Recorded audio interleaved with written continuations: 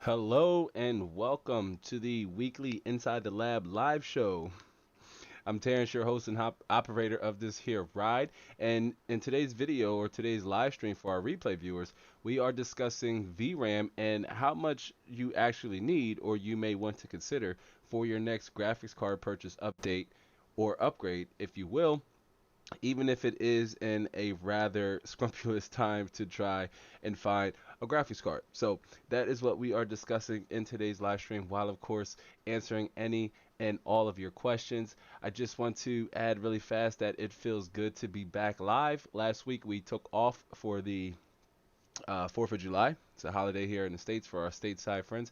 We took off for the 4th of July, and we are back here. I am feeling a little underneath the weather, so if you hear my voice kind of crackle or if I sound a little different to you, I do apologize for that here in the future. But hey, I'll tell you what, that wasn't going to stop the flow, or the show is still very much going to go on, especially since we didn't go live last week, and we also didn't do a pop-up live stream this week. Something that I wanted to try to squeeze in here into the content programming schedule, as I did want to finish up Alien Isolation. But nonetheless, we are here for our normal Saturday live show. And if you're a first time viewer and you want to learn more about building PCs or other gaming related stuff, you're going to want to, one, make sure you stick around for the full duration of this video or this live stream.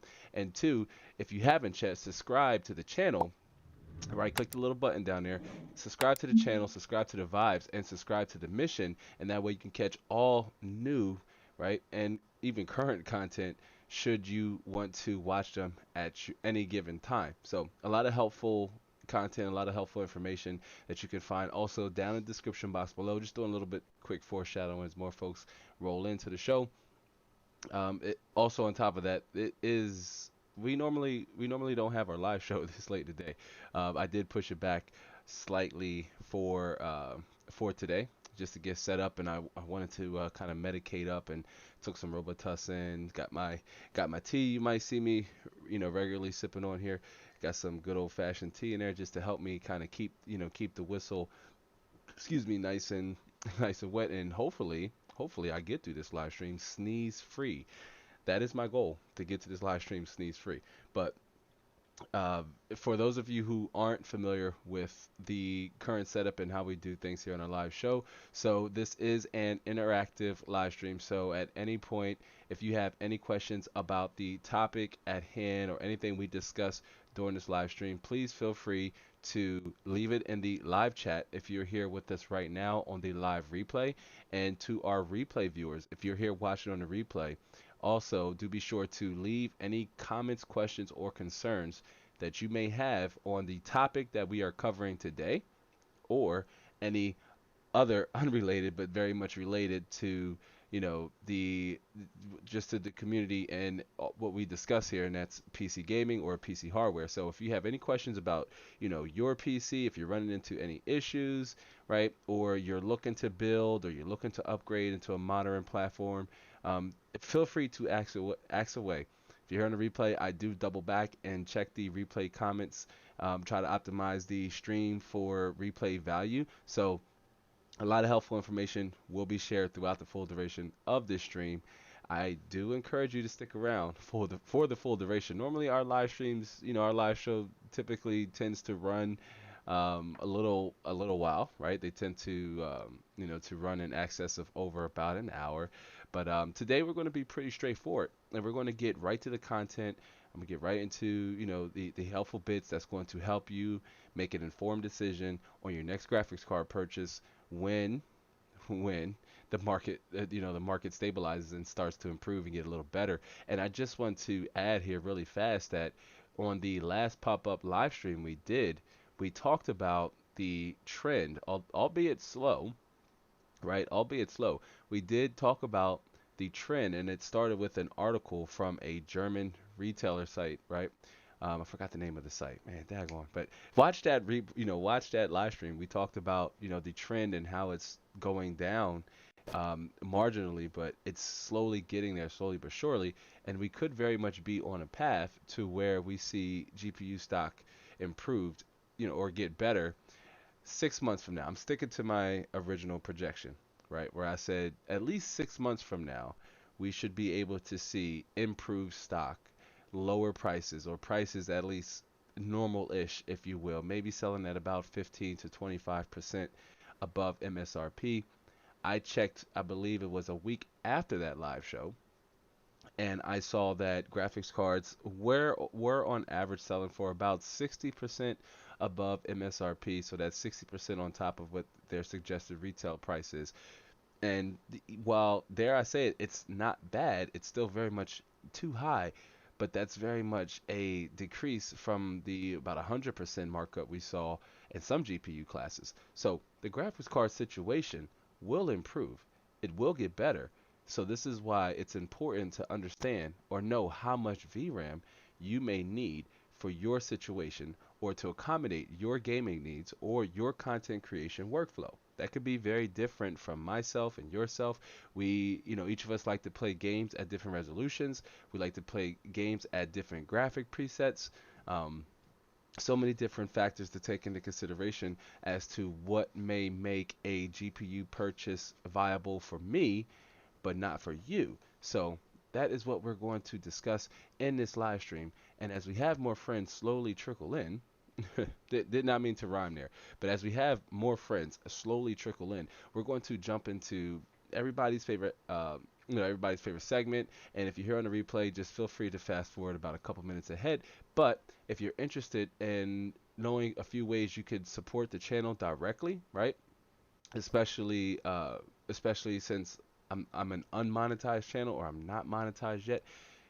Here are a few ways you could support the channel, and we do this in every live show. That could subject to change, and I don't want to deviate too far away from the conversation. But coming up in August, the year anniversary of the live show, some of the branding and some things will change just to improve the overall delivery and value, right, that's presented to you, the viewer.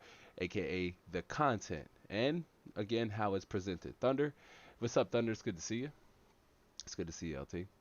We're just getting ready to jump into everybody's favorite segment, and that's housekeeping. And I was just explaining to the audience that this is a few ways you can support the channel directly or indirectly, starting with our email list, because Unity starts with you, and it's completely free to sign up for our email list. All I need is your email address and your first name so we know where to send the mail and what to call you.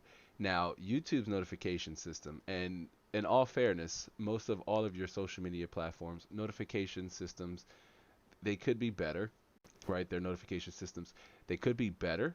Um, so with email is a surefire way that will allow me to have a direct line of communication with you, the audience, especially our core members of the audience who want to be in the know. They want to know, any new content programming or scheduling or changes, to the brand or changes to the channel that may occur. Be the first to know by being a member or by signing up for our email list, right? Again, it's totally free, and you are able to unsubscribe at any time should I be deemed unworthy enough to grace your inbox. Now, channel memberships, among other things, will be slowly starting to roll out or be part of the rollout here for 2021. We launched our Discord. I need to pop in there and say hello to a few folks, but we did launch our Discord, and it's a slow but growing core community here, or core lab fam. And one way to be invited to the Discord, if that's something you're interested in, is to be in email or to sign up for our email list. If you are signed up for our email list and you're here now or you're watching on a replay, you say, hey, that's something I'd be interested in. I want to sign up for your email list. You can also shoot me a message over on Instagram or Twitter at Inside the Lab YT. You can always follow me over there and say, hey, I signed up for your email list. I also want to join the community Discord. May I have an invite link? And I will be more than happy to send that over to you so you can join the core, the core community over there. A lot of great conversations, even outside of PC gaming, happens over on the Discord. So yeah, sign up for our email list. All of these links that we will discuss really fast, you can find in the description box below. But the second way you can support Inside the Lab is, of course, with merch. Now, I don't have any merch on. I have my Batman shirt on, big Batman fan, for those of you who didn't know. But another surefire way you can support the channel and, support me making content, what allows me to, buy hardware and improve the gear. Excuse me. And that's buying merch with stickers as low as $4.99. We also have some awesome graphic tees, lettering tees over there, tri-blends, hoodies. It's a little hot here where I am over on the east coast of the United States of America. But, depending on where you're at in the world, because Teespring does ship globally, but depending on where you are in the world, maybe a hoodie may be a more appropriate attire for you, or even a long sleeve shirt. But a lot of options over there on the merch store. I try to price a lot of the merch so where it's affordable and could be accessible to the community at large. Um, but yeah, a lot of awesome stuff over there. Check out the merch, ladies and gentlemen. I really do appreciate you. Some core community members have, if they've bought merch and they've shared it on their social media feeds. If that's you, if you buy merch, if you're on a replay or you're here right now with us, if you buy merch, do be sure to tag me over on social media, right? Tag me over on social media. Let me know. Say, hey, I brought some of your merch. And I will give you a video shout out. I will, shout you out over on that social media platform. Instagram could be a little tricky, but if you're on Instagram, maybe I'll make a post and tag you in it. But if you're on Twitter, I will just reply to your tweet in a video response. So if that's something you're into, do let me know. But last but not least, we have our website. It's insidethelab.net, and this is an extension of the community, if you will, or just a place you can come to get a good bulk of the community, right? You can check out the history of our merch store, like when I launched it, the mission behind the merch store, our community blog, which I desperately need to update. Don't worry, it's coming. This is why you should check back to the website. my complete videography, and of course, you can contact me directly if you want to send me some criticisms, or if you have, a pain point you need help solving, and say you don't have an Instagram or you don't have a Twitter, right? And you want to, you want to talk to me in a more intimate and personal way, you can always contact me here. The forms go directly to my email, and I check that daily, almost on the hour, just to see if, we have any members here in the community that needs additional help solving their pain points, getting into PC gaming, or solving an issue that they need help on. Then you can also learn more about me, right? Terrence, your host. Also, I'm not going to click on the tab. I always say that. I'm not going to click on the About Me section. If you want to learn more about me, head over to InsideTheLab.net. Not now, of course, because we got a lot of good, helpful information coming up during this live stream. But you can also view the latest upload from, or I wouldn't say, because I actually need to get back on our normal weekly upload. But you can always find our most current video on the home page here, which is a highlight. If you didn't know, our highlights are, moments I've extracted from previous live streams and try to present them or package them in an easier form to digest, right? That being shorter. But which, speaking of, you can also find our last week's live show, which last week we had an interesting start to the show where I'm just explaining the part two, because we've never like divided up the live shows where it's like one's part one and this one's part two. But um, last week's live show, at about an hour in, part one, if you will, at about an hour into the live show, uh, YouTube, I want to say it had to have been YouTube. I saw no other errors here on the back end, but on the YouTube, you know, portal or the YouTube page, and the live show just cut out. It just a weird message popped up. Next thing I know, it said stream ended. And this was about an hour in, and we really didn't get into the bulk of the content. So as opposed to just, or as, instead of just tucking the tail in and calling it an evening, we just followed up with part two just to keep the conversation going. Part one still very much a watchable video and could very much still have some nuggets pulled from there, as it was an hour long. But part two is where the meat and bones of last week's live show, or the previous week because we took off, but that's where the meat and bones of the content lies. It's in part two, so that's why you see that like that. And I just wanted to provide a little bit of context as to why that is. But those are three ways as of right now that you can support the channel directly. Again, all of these links you can find down in the description box below. Now let me jump over to the chat here really fast. Let me see. WASD Moose says, greeting everyone. It's me, XLR8. I had an account breach attempt, so I did scorch earth, changed up everything, usernames, etc. Awesome stuff. Well, not awesome stuff at least, but at least you were able to catch it, Cliff, before you ran into any further issues, or where some of your data could have been compromised. But hey, you'll forever be XLR gaming to us. But I like your new name, WASD Moves.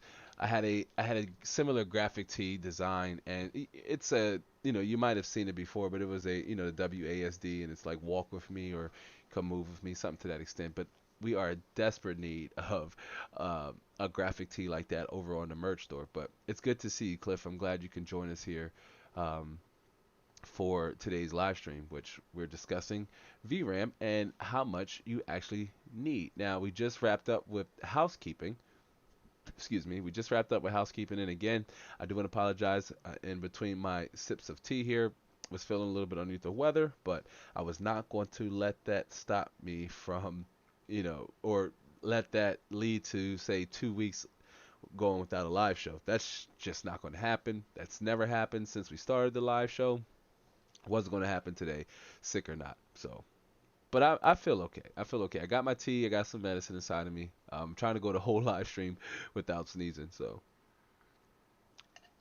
that's that. Now, with that out of the way, as Cliff says, or WASD Moves, XLR Gaming says, glad to be back and thankful nothing was breached or anything of significance due to measures I put in place. But they tried sporting a new name. That sucks. Yeah, Oh man, that sucks all the way. But we're going to jump right into the warm up, and that's VRAM. How much do you really need?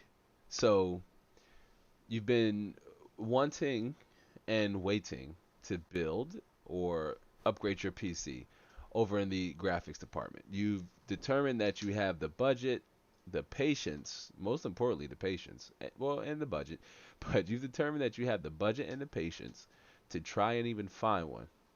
You may want to work with 3D modeling, edit 1080p or 4K video, and play high-end games. More on that later, or as to why I refer to them as high-end games.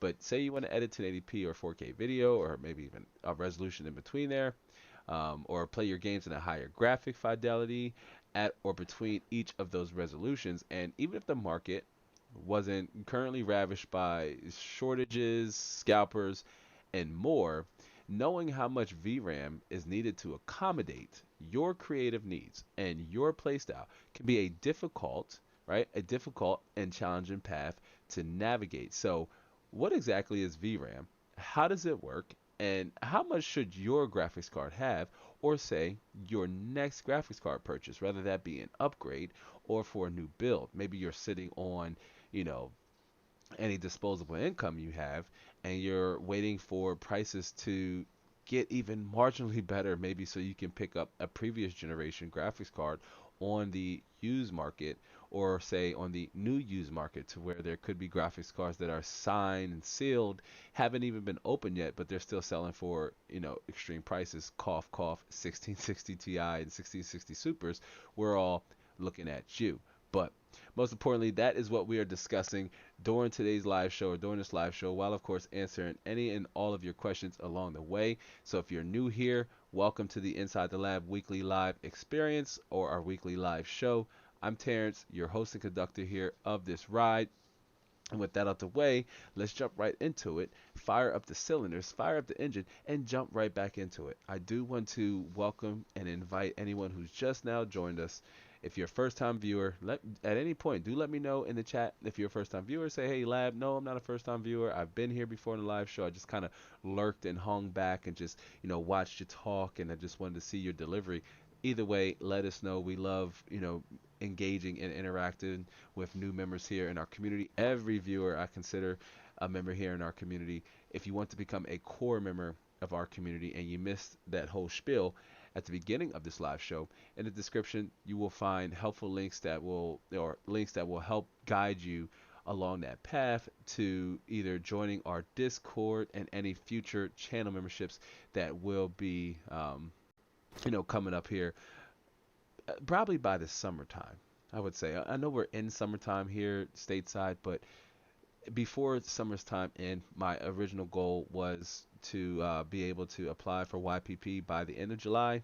So I am roughly there before I decide the direction of channel memberships. But friends and fam, they are coming. So again, if you haven't yet, I do want to welcome you to tap the like button for me, as it's going to help get this live stream out in front of more eyes, even after it's already concluded and ended, and while we're actually live right now.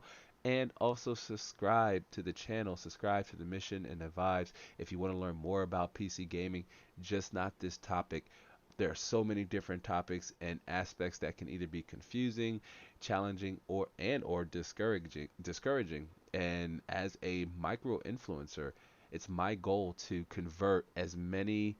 you know, convert as many users over to this platform as possible, as it is the best way to experience video games, right?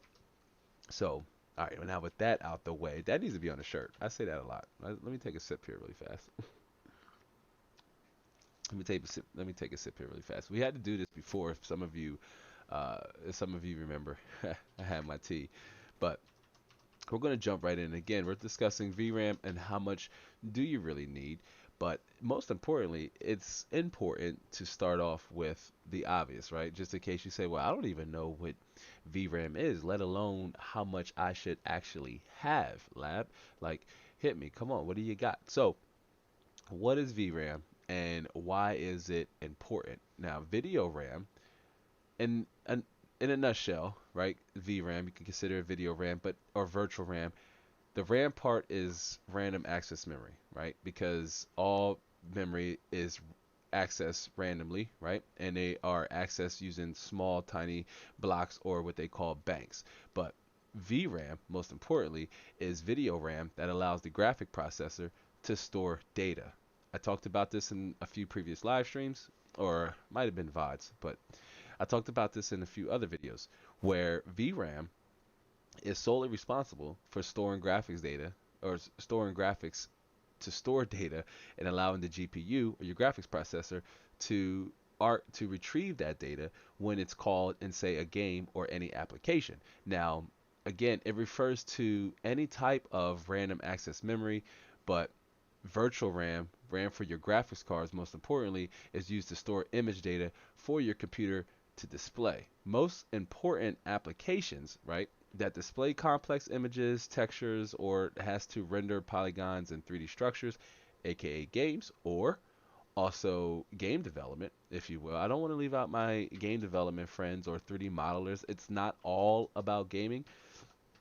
Um, there are creatives that also will depend on some of these areas we're going to discuss regarding your VRAM and how much you should have. It's not just solely for gamers, right? But again, applications that display complex images like that and textures, VRAM plays a role in storing that data for the processor to call. The more VRAM, the higher your graphics, right? The higher the graphic fidelity. But I don't want to jump into that. I did want to kind of point that in there or put that in there. On top of that, more VRAM doesn't necessarily correlate to more FPS. Put both of those in your back pocket, if you will, as we will revisit both of those statements here in an upcoming slide. But VRAM, the data, right? That data that I just mentioned, so that's your textures, that's any, you know, polygons, any structures. That data is sent to a digital signal, right? Your digital signal could be a DVI, so that's your digital video interface. It could be an HDMI, your high definition multimedia interface. And HDMI is, I hate and love HDMI. I think HDMI is convenient if you want to, transfer video and audio from your computer to your monitor. But DisplayPort typically supports higher refresh rates and higher refresh rate monitors, just something to take into consideration. But if you wanted to use if you wanted to use a DisplayPort, I'm sorry, for your main monitor, you may need to, or you not even may, you will need to run a separate audio solution for your system, as your DisplayPort will not carry both audio and video. It won't carry both those signals. It will only carry, right? Your DisplayPort will only carry your graphics. But just wanted to slide that in there. And then for older displays, you have VGA, which is a video graphics array. So those are your three main displays, with HDMI and DisplayPorts being two of the most commonly used, especially for modern platforms or for modern setups and modern systems. But and you tell me if you're here watching right now. This is a good question. I would like to know if you're here watching right now. Tell me, what are you using uh, as a as a video signal? Are you using HDMI? Are you using a DVI? Are you using a DisplayPort? Are you rocking old school and you're back on VGA? Do let me know here in the live chat or here on the replay. Shout out to our replay viewers as well. But those two can often be confused, right? RAM and VRAM. So before we go any further, you have to ask yourself, what is the main difference between VRAM and standard RAM? Now, before we jump to that, I do want to point out that on your graphics card, so this is your PCB, right? This is essentially your graphics card underneath of your cooler.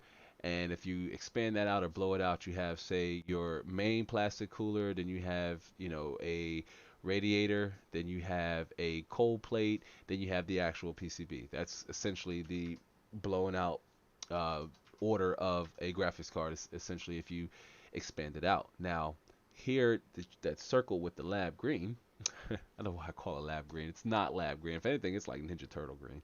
But The squares that are circled are actually the VRAM modules on the PCB, and as you can see how closely centered they are around the actual graphics processor, right? And now they typically VRAM has thermal pads underneath of there to help keep them cool.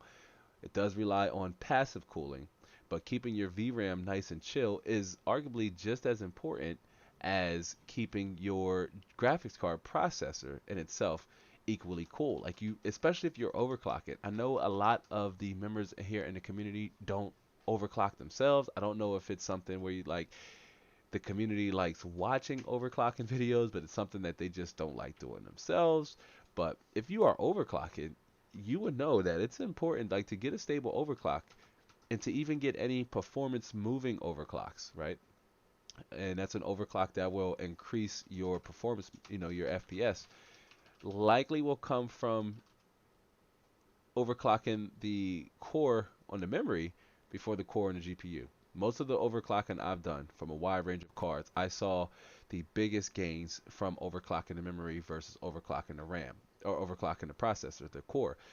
So when I start out, I typically put about what I know the graphics card can handle, which is be about plus 50 on the core, on the GPU core, but I always 2x on the memory. So I try to push the memory further first. That way, if I run into any complications or issues, I dial back on the memory, because if the memory is running wonky, then that's going to be, your core reasons for any instabilities or system crashes. But overclocking aside, again, it's not for everybody, but the biggest difference with RAM and VRAM. So you have VRAM, which is responsible for graphics related tasks and making sure that the video will be displayed evenly and smoothly. And then RAM is just responsible for loading your OS and to keep programs running. There are multiple types of random access memory, right? Just RAM. There are multiple types. It's just not one. It's just not like your computer RAM. You have your graphics card RAM or your VRAM and your normal RAM. So the biggest you have multi-data bank RAM. See if I remember. Multi-data bank RAM, MDR RAM, RD RAM, SG RAM, and then of course WRAM or window RAM. Window RAM is a much older, albeit faster, believe it or not. WRAM or window RAM, it's not related to Microsoft, is a faster form of SG RAM. SG RAM is what's commonly used in graphics cards, as you can see here. This is what's likely, in your card now. Modern graphics cards use SG RAM, which is a synchronized version of, say, GDDR6 or graphic double data rate. Now, v SG RAM replaced window RAM, right? Window RAM was found on much older graphics cards, but SG RAM eventually improved, got better, and now we have GDDR6. Cliff, or WASD. Let me take a sip here really fast. I do apologize for anybody who just joined in. You're like, why is he drinking on the mic? I know that may sound a little unflattering on your ear on the other end, but I'm trying to push through this cold, y'all. I just had to go live. I didn't want to, push the show back. But WASD, that's our guy Cliff. That's our viewer, a regular viewer here on the channel. Cliff says that Cliff uses a display port, right? Not surprised. Cliff has a high-end system. I believe RTX 3080, among other cards. But Cliff says, little tricky with 6x RAM, VRAM overclock, as overshooting it will degrade performance. You won't get those old memory overclock artifacts per se. You will lose performance harder to find that sweet spot. Yeah, I mean, so what Cliff is referring to is that point to where you start to run into diminishing returns. To the point to where overclocking your RAM starts to hurt your performance, right? It seems counterproductive or counterintuitive, but this is very true. This is why overclocking is such a delicate procedure and why not a lot of people do it. Totally understandable. But I love overclocking. Like I had planned overclocking, content and material before that just never made the light of day. Even on top of the overclocking material that I've already put out, I do want to do more dedicated videos around overclocking. But again, VRAM is responsible for the graphics related tasks on your system. Your graphics card's only and sole job and responsibility is to render graphics, or in, i.e. display video out, right? Display an image to your monitor, whether that be with a dedicated card or with an APU, a CPU that has onboard graphics, right? Perfect, APUs here on a real side tangent. I thought or perceived APUs would improve. Now, when I say improve, I meant in terms of popularity, but I want to visit APUs and some upcoming content. So stick around. We're going to revisit that because when you can't buy a dedicated card and the games you want to play aren't necessarily high-end games or games that require a beefy GPU or a large VRAM buffer, you have other options you can go with that could provide you with just as much bang for your buck. But VRAM is responsible for graphic related tasks. Your normal RAM, your random access memory, that's the RAM for your system, is responsible for loading your OS and to help keep programs running. This is why, if you're a new builder, just to give you a pro tip, if you just built your system and you're running into issues booting, and you've checked everything, you're like, I know I have the input output pins in their correct orientation. I have the 24 pin is properly installed. It's a pain pulling that bad boy up, but you have it properly installed. Your 8 pin or 4 pin, 6 pin CPU EPS cable is connected. Everything is good. And you're still like, I mean, I'm turning on, but I'm not getting a post, or it's turning on, but turning off, and it's boot looping. Start with your memory, because if your memory is off, nothing will load, not even your OS. And even if you're able to get in your OS, but you're running into issues, say with opening programs, and you may be getting a delay or they're not opening at all, that can certainly be an underlying issue with your RAM, especially if you have or had an XMP enabled. And say you enable that XMP earlier on in the life cycle of your system, and there's been Windows updates, there's been microcode updates and chipset updates that may make that XMP unstable given the fundamental changes to the system. So if you run into issues there, always start with your RAM. Your RAM is responsible for loading your OS and to help keep programs running. Now, we also mentioned that there's multiple types of RAM with, let me jump back here, because SD-RAM is synchronized RAM, and that's what computers rely on to run programs or load OS and execute tasks. This is essentially what's found in all modern DDR4 platforms or chips. And then with modern graphics cards, you have SGRAM, which is synchronized graphics random access memory, and that's just used for video memory. Um, the most, again, SGRAM is the most current type of RAM in modern graphics cards, with that essentially being GDDR, or graphics double data rate, not to confuse you. But do know that they are the same thing. It's just a fancier way for them to market what GDDR is. And GDDR, or graphics double data rate, it's the primary graphics RAM in use for graphics cards here and today, and almost all your graphics cards, especially from about GTX 700 series, I want to say, and up. But it's specialized because well, I say it's specialized because it's a special type of memory, right? And it's special because it's designed for fast rendering of graphics, right? And that being in your games or for high-end video editors, right? As resolutions became 1080p's become more and more popular, 1440p, a resolution that I am a big advocate for. And when I'm testing systems, if it's a graphics card that's pushing at least 6 GB of dedicated VRAM, then I'm like, it's a resolution depending on the game that you could maybe start out with. Depending on the game, you may need to compromise on a few of your graphic settings. 1440p, you hear me talk about it a lot here on this channel. Ooh, all right. But yeah, so GDR6 is the most current version, right? And it is faster at 16 gigabits per second, or faster data rate, versus GDDR5X and GDDR5.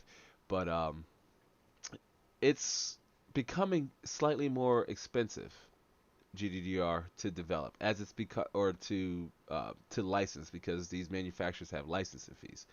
but it's becoming more and more expensive. This is why, as we get newer graphics cards that are faster than the previous generation, and the illusion that they cost less, when all actuality they they don't cost less. Like you look at the 3080 Ti, which you're getting in terms of just on paper, just your specs alone compared to say the 2080 Ti, which is still a very capable graphics card. You look at the cost between the two, and it gets so muddled. And I digress. I'm not going to actually go down that rabbit hole because the prices for the 2080 Ti, they're so scalped, they're so marked up that that graphics card, the 2080 Ti, should probably be selling for no more than 500 to 600 bucks. If everything was all said and done and the graphics card situation stabilized, 2080 Ti's would be selling for about $500 to $600. That's what they're worth in terms of the value and the FPS output they could present a user. Not say $1,000, what we're typically seeing them for, and more, simply because you can buy, theoretically, you could buy a graphics card that would present more performance than the 2080 Ti. Cliff says, high bandwidth memory 2 VRAM, though, seems to have gone by the wayside for gaming cards, even by AMD, even HBM2E. And my understanding with that is, too, Cliff, is that a high bandwidth memory, especially HBM2, costs more to produce. This is why we saw that ridiculous price for the Radeon 7 when it was slightly slower than a GTX 1080 at the time, and it had 2 times the amount of VRAM, right? But it even cost, I think it was about $100 or $49, somewhere between there, $49 to $100 more than a GTX 1080. It was in a very weird place. Remember, the Radeon 7 did not last long at all. And and to segue into that, like plenty of VRAM, it is good if you're working in graphic related areas. Like more VRAM the better, but fast VRAM too, reliable VRAM is also important. With modern workstations, you can get by without a graphics card. I say workstations delicately because we think of high core count, 32 gigabytes or more workstations, but for your typical student or office employee or office manager, somebody who even does light gaming at say 1080p or 720p, you can get by without a graphics card. But for applications that rely on complex data processes and number crunching and 3D modeling, system RAM is more important, right? I'm sorry, not 3D modeling, but system RAM is more important when you have to crunch numbers essentially, because that's what your normal RAM is going to help you with. Now, for graphics processing applications like game development, more or high-end video games, more VRAM is better. So, with your if you're wanting to know, if you're out there in the wild and you're wanting to know, should I have more system memory or more graphics memory? It really depends on what it is you plan on doing. If you plan on doing any high-end video game, any high-end gaming, right, or playing any games at a higher resolution, or 3D modeling, video editing, which we're going to get to here in a second, then more VRAM is going to benefit you versus more system RAM. But as a good rule of thumb, 8 gigabytes. 8 gigabytes is like the minimum I recommend anyway. Like if your budget is really really tight and you're saying, you know what, I've crunched and I put all the necessary resources I have into each of those components, this is what I can afford, then 8 gigabytes should at least be your starting point, simply because your OS, Windows, again, your RAM is going to be responsible for loading your OS and other programs. So the more programs you run, on top of obviously having Windows opened up, the more VRAM is going to just passively consume, which is anywhere between 3 to 4 gigabytes. So if your game with that, if you have an 8 gigabyte configuration, and Windows is taking up 3 to 4 gigabytes of that, it's not leaving you with much headroom for your games. So this is why 8 gigabytes is a minimum, but 16 gigabytes should allow you to not have to compromise on much of your graphic settings and having a system that stays slow or bogged down by an inefficient amount of, or an inadequate amount of RAM. Cliff says, I wonder, did Nvidia move to 6x in anticipation of AMD getting HBM2 down better? That's a good question. That's a good question. Now, it is important to note that each each GDDR generation is faster, and it does include enhancements. But unlike unlike DDR4 or normal graphics memory, GDDR memory do not correspond, or they don't say increase numerically or per generation. So GDDR3 was based on DDR2 chips, GDDR5 are based on DDR3 chips, and so on. So GDDR6, I believe, is based off of GDDR4 or GDDR3 modules, but I could be wrong. Somewhere between 6X and 6, they are somewhere in between those generations. So it's not necessarily a numerical jump like DDR2, 3, and 4. Graphics double data rate are generally marketed a generation behind. It can get tricky. It really can. But um, NVIDIA, I will say this. I'll go on a limb. Let me switch back here. Making a wild projection. But if Nvidia saw the benefit with using high bandwidth memory versus GDDR memory, then I wonder if they would have wanted to further the technology themselves before AMD could, simply because Nvidia has the market spin, right? They have the capital, they have the research dollars to say invest in high bandwidth memory for their GeForce lineup or now their RTX lineup. We could see, maybe we'll see what 4000 series with GDDR6 7 7X. If that's the case, then I would imagine that Nvidia is not putting much of their stock or interest into high bandwidth memory. I mean, even AMD themselves has switched back to GDDR6 with the RX 6000 series lineup of graphics cards. But again, we were discussing that plenty of VRAM is good if you're working in graphic related areas, but if you're crunching data, doing other data processes, then having more system RAM, normal RAM, is going to benefit you more. But if you plan on doing any high-end gaming or playing high-end video games, the game development, streaming, video editing, all those things, then more VRAM is important or going to benefit you more. So sliding over to our next slide, with that said, mirroring, I always say that wrong. Mirroring the title for this live stream, how much VRAM do you really need then, right? So for professionals and those of you who run resource intensive programs, 8 to 12 gigabytes should be your threshold you want to be in.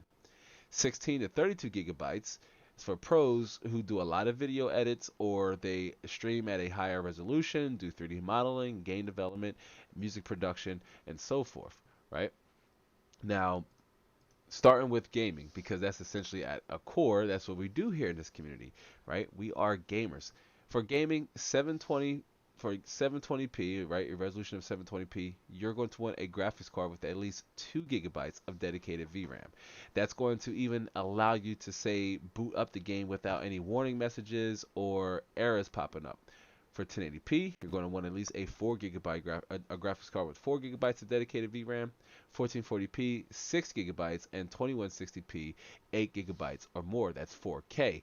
Now, this is essentially a rough roadmap, right? You can interchange these depending on the game you play and how you want to play it, right? 720p, say a 2 gigabyte graphics card that on the lower end, that could be a GTX 770 or 760 or a GTX 960 or an RX 560 or a 550, something along the lines of there. And then for 1080p at a 4 gigabyte dedicated VRAM buffer, you're looking at maybe like an RX 570, right? A 4 gigabyte RX 570 or a 3.5 or 3.5 gigabyte GTX 970. Again, depends on what side of the side of the fence you want to be on in that argument, but it's between 3.5 4 gigabytes. If you want to believe Nvidia says a half a gig is reserved for onboard, graphic BIOS and what have you, but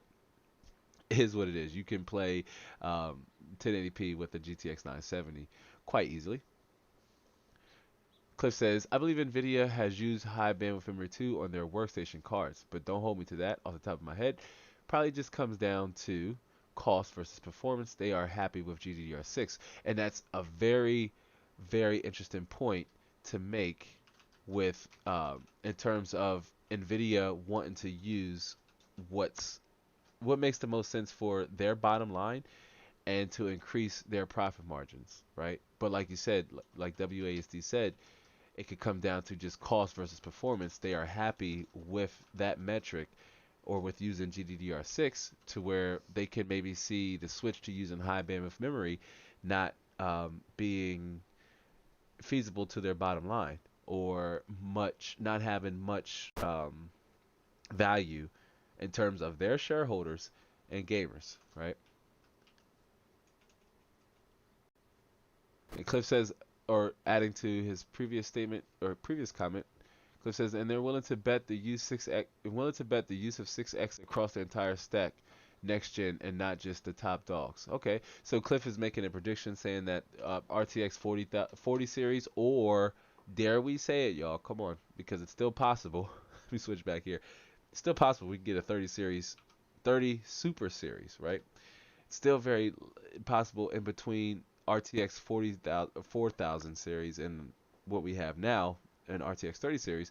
We can still very much see 3070 Supers, 3080 Supers, which is weird because a 3080 Super would be somewhere in between a 3080 Ti and a 3090. Wow, it gets really tricky the more and more you start thinking about the different options you have, right? And how VRAM is important to your system, right? Your gaming configuration and your experience overall as a gamer.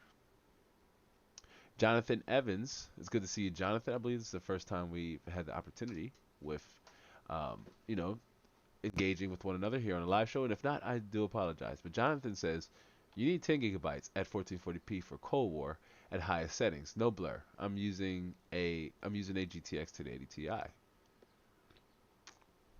That's a great graphics card in my honest opinion, and one of my favorite ones coming out here of this or with Pascal, if you will. I think it was a great graphics card for for the money at the time. Now,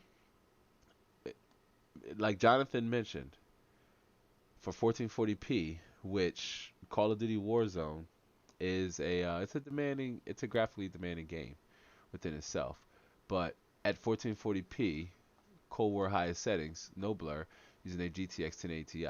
So one thing that I mention here on in this community a lot, and something that I recommend, is that you compromise on your games. One of the areas you can do this in is, say, your graphics settings. So yeah, at the highest preset, you're likely going to need a graphics card with more than 6 gigabytes of dedicated VRAM. But you can run Call of Duty Warzone maybe at medium settings or low settings. I tested this in the video I published back in late December, early January, where we did the best at the time. Don't hold me to it, but at the time, it was the best kind of gaming PC to build for under $900, and it featured a 1660 Ti. The 1660 Ti with its 6 gigabyte VRAM buffer was able to run Call of Duty Warzone at 1440p, but it was not high settings. It was low settings. So the higher the resolution, quite naturally, the more pixels will put a stronger load onto the VRAM buffer. But to ease that load and even to be able to even boot the game and run the game may require you to lower the settings all the way down if you're gaming at a higher resolution. It's the gambit I recommend a lot of users who are coming on and they're using onboard, maybe they're using a laptop or they're using an older Intel CPU and they're using onboard graphics, and they're saying, hey, how can my game is really choppy, it's really laggy, how can I improve my FPS? I tell them for starters, to try to find a good balance between having your CPU working, and if it's a laptop with a dedicated card like a 970M or a 960M or a 950M, try lowering your resolution but gaming at a higher preset, right? And what this is going to do is going to balance both loads. Now with Warzone, an example Jonathan provided, what I would recommend, even with the 1080 Ti, would be to lower your graphic settings, right? I'm a big fan of gaming at higher resolutions because you are improving the way the game can look without changing the graphic settings. So 1440p versus 1080p, that extra 330 plus or 40 plus, however, I don't do math. The extra couple hundred pixels will provide a sharper image without, say, needing to increase your graphic preset. This was common at the time, where even myself, when I was using a GTX 1080 before I switched to a 1080 Ti, I was using a GTX 1080 and I wanted to game at 4K. Now the GTX 1080 was able to run games at 4K, but I did have to lower the graphic settings a great deal just to not exceed my VRAM buffer or my VRAM limitation, right? But games like Far Cry Primal and Dying Light is the game that made me switch over to a 1080 Ti.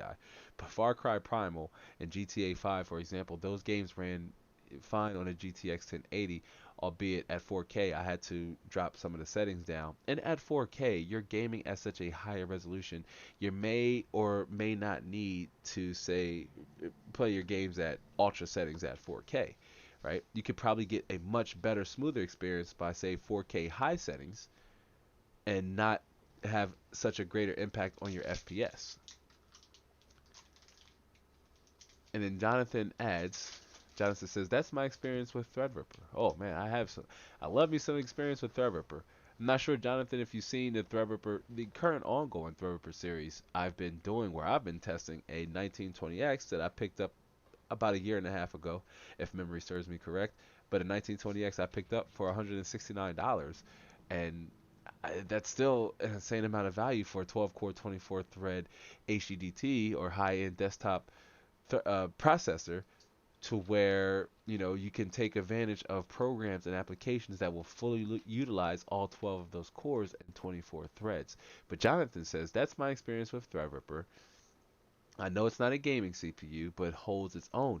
And Jonathan, believe it or not, and I pointed this out in my RTX 3090 video, which if y'all haven't seen, if you're here and you have not seen that Tetralogy series, that 4-part series on the RTX 3090, our 6 months later revisit, I highly recommend you give that a watch. It's an amazing epic and a well put story. But in that video, I pointed out that AMD themselves has quoted Threadripper CPUs as being high-end gaming CPUs. They themselves market it as gaming CPUs. Although I totally agree, you would get either similar, if not maybe better, FPS with, say, going with a 6-core 12-thread CPU, or even a 6-core 6-thread CPU, or an 8-core 8-thread CPU, right? That's simply because the game will benefit more from having cores that are fast versus having a whole bunch of cores that are dividing up the task.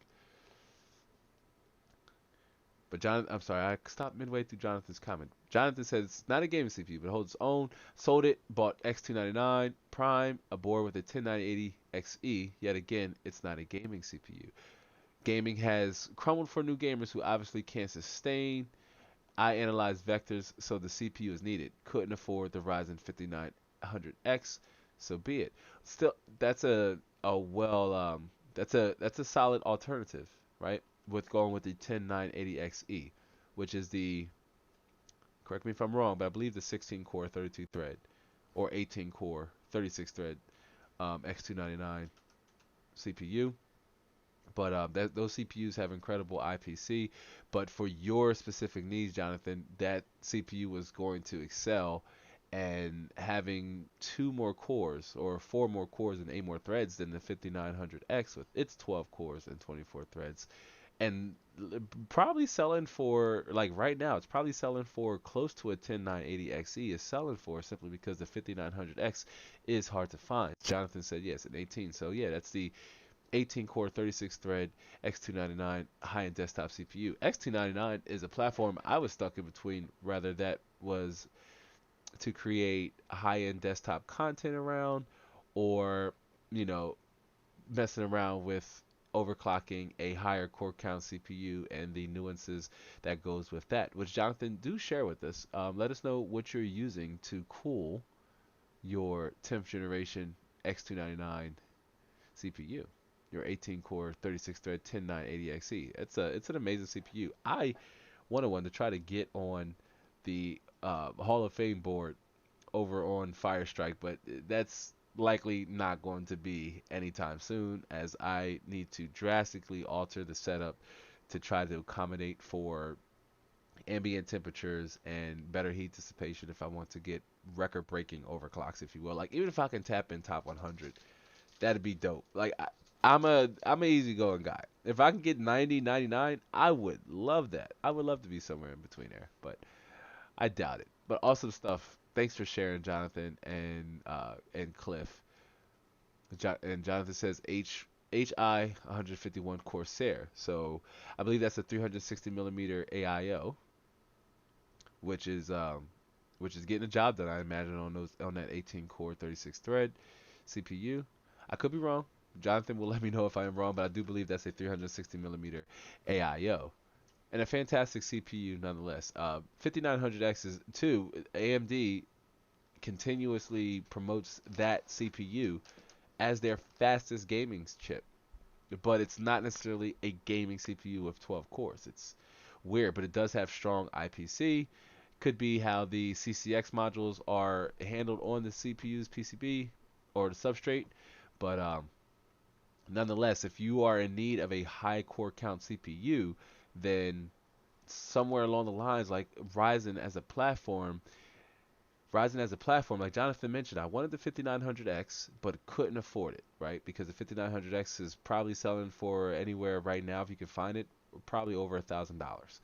Um, but that's the one benefit to being on the AM4 socket, and that's you have the ability to use higher core count CPUs on a consumer grade level platform, that being the AM4 socket, versus say the X299 and even the X399 platform will require you to have a larger case, right, like an EATX case, or an overall larger cooling setup to keep your CPU nice and chill under advanced workloads, whether that be processing data or you're gaming and streaming or you're encoding video.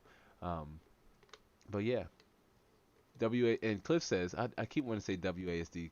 Cliff, you know what, Cliff? We're just gonna keep calling you XLR Gaming. You will forever be XLR Gaming, bro.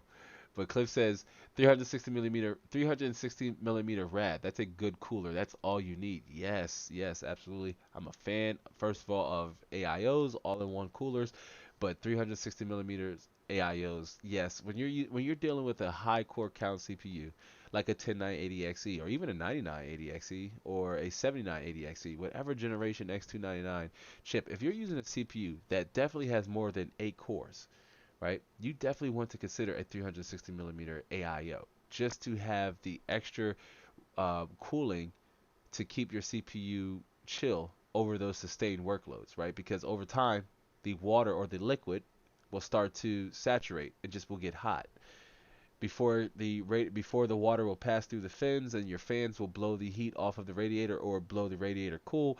The water will just get hot at a certain point and it'll just start circulating hot water. But with the 360 millimeter AIO, you are increasing or improving your odds at lower temperatures and higher sustained overclocks, or if you're letting Intel's Turbo Boost technology do its thing, or if you're over on Ryzen and you're letting Precision Boost Overdrive do its thing. Having a 360 millimeter AIO is going to help you take advantage of just allowing your CPU to push as fast and far as it possibly can go without you having to enable any settings in your BIOS or anywhere for that matter.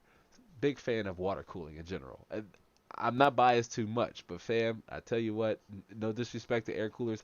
Air coolers are awesome within their route and within their selves, and a really good air cooler oftentimes can keep up with a 120 single millimeter AIO, or maybe even a 240 that's 220 millimeter fans on a AIO, right, or on a decent sized radiator. So don't sleep on the air coolers. Air coolers very much can get the job done and hold their place in significance, especially for users who are using lower core count CPUs and or have no interest in overclocking.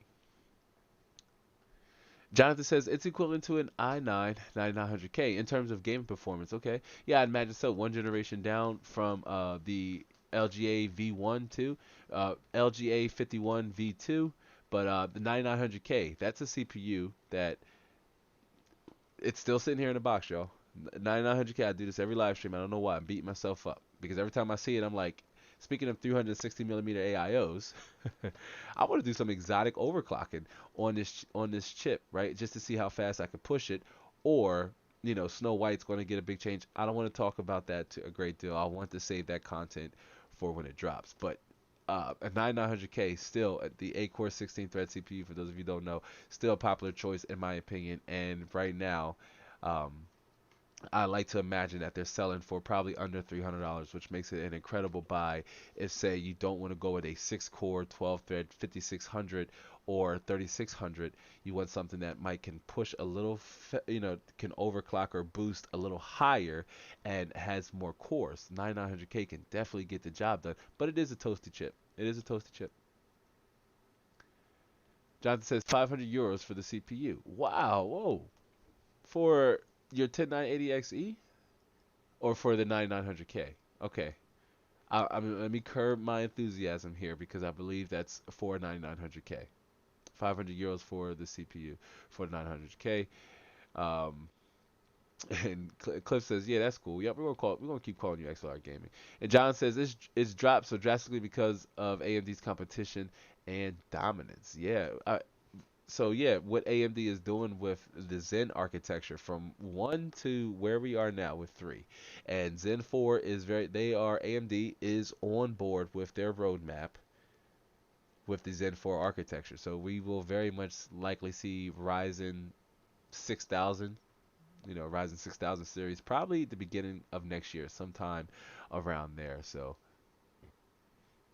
and Cliff says, I have people always telling me how, oh, the 10900K is so hot. I'm over here like, really? At 5.3 gigahertz, all 10 cores, idles, and low mid 30C, thinking, yeah, hot.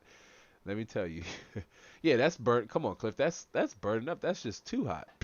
Come on, no, that's obviously a little bit of sarcasm there, but um, what most people don't realize is that CPUs are hot because of their TDPs, how much power they're generating underneath of that IHS.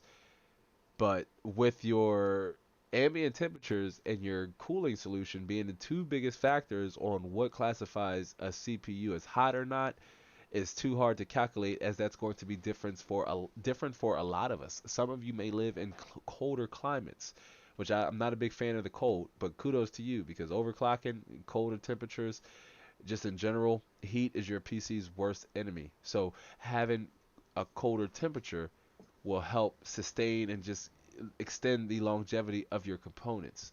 But Cliff says even at 100% load in Intel XTU, I don't go over 80C. That's really good. I mean, I think that's really good for a 10900K, especially at 5.3 gigahertz, all 10 cores. That might even be a well bin CPU. That is really good. And I believe Cliff, or WASD moves, for those who don't know, I believe Cliff is using a 360 millimeter AIO to chill his 10900K.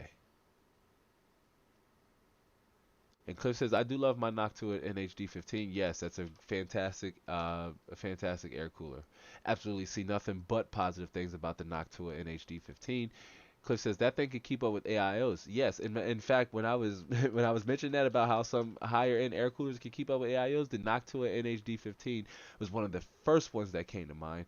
But Cliff says, yeah, that thing can keep up with AIOs. I've had lots of experience with it on some high end chips. Awesome stuff. And Jonathan says the 109080XE for 500 euros. Wow. So I'm not sure what the exchange is on that from US dollars, but what's that? Maybe 620, a little over $600 or something like that. I'm not quite sure. I do apologize. Part of my ignorance, but that's still an amazing buy right now. If I saw a 10980XE selling for about that price, I would be, you know, I would consider switching over to X299 as a high-end desktop platform, while of course not letting go of Threadripper. I like the idea where AMD, before they cannibalized the Threadripper line and they gave us, mainstream desktop 12-core and 16-core chips, it kind of put the 1950X in a weird place, as it's not a gaming CPU to begin with anyway, and it also put the 1920X in a weird place, and even the 2920X and the 3950X, it put those CPUs in a weird place because you could build a smaller form factor system with high core count without, say, uh, the extra, required, or the extra space to accommodate a larger um, motherboard. Okay, Jonathan, good to know. Thank you for letting me know that. I was getting ready to try to look into that. Thank you for letting me know. And Cliff says WASD moves. It says 360 millimeter AIO, Corsair Capelex in push pull configuration. Nice. So okay, no wonder you're able to get a really decent overclock in low temperatures on a 10900K. It's a really good setup, and while pushing an overclock like 5.3 gigahertz on all cores, all 10 cores at that, yeah, you would want a beefy cooler like a 360 millimeter AIO, much like Jonathan's 10980XE, which I'm a little jelly. That's matter of fact. Let's pull up. It's off topic, y'all, so bear with me. But if we go over to eBay, right? Everybody's the largest secondhand market for both new and used components on the internet. It's essentially available and accessible to a large amount of us. So I do like to come here to refer to our prices, and it'd probably be better if I switch scenes so you guys and gals could actually see. But let's jump over here to eBay. Let's see what a 10980XE is selling for. 800 bucks, even for just a base. So again, not sure what the conversion is with euros, but 800 bucks, it's not bad for 18 core CPU. Believe it or not, that's less than what you're able to find a 5900X. Switch over here to a 5900X. Okay, I stand corrected. So this has actually come down a great deal since the last time I checked. This is why I said that. To my defense, these are these are prices I haven't really seen this CPU that low here, especially when you're dealing with brand new sealed. Like, I love seeing that brand new sealed, but $700 for your 12 core 5900X. I guess if your workflow, your content creation workflow calls for this amount of cores, and you need a smaller form factor build, right? It could be in your interest to go with the 5900X. $600. That's relatively low compared to what we were seeing them even 3 months ago, 2 months ago. Prices have come down, so that's not bad. One would say, one would think. But let's switch back here, because we're not talking about CPUs. We're talking about graphics cards, but a lot of good, and helpful information shared between Cliff and Jonathan Evans. As Cliff says, oh, it hasn't popped up yet. I can't see what Cliff says, not yet. But let's switch back here. As we were talking about gaming, Cliff says, let me slide this over since it's not. Cliff says, I've seen that, lab. Prices are dropping. I've seen that. Cliff says, I've seen that, and prices are dropping on the hardware side. Yes, and listen, fam, if y'all go back and look for that video where I talked about the age of scalpers and how the age of scalpers were in the age of scalpers, that video was centered around the idea or the notion that I presented our audience that at the beginning of the Zen 3 launch, not only were these processors challenging to find, not only were they hard to find, but when you were able to come across them, they were being sold. I mean, we saw 5600Xs at that time of recording, at the time of shooting that video.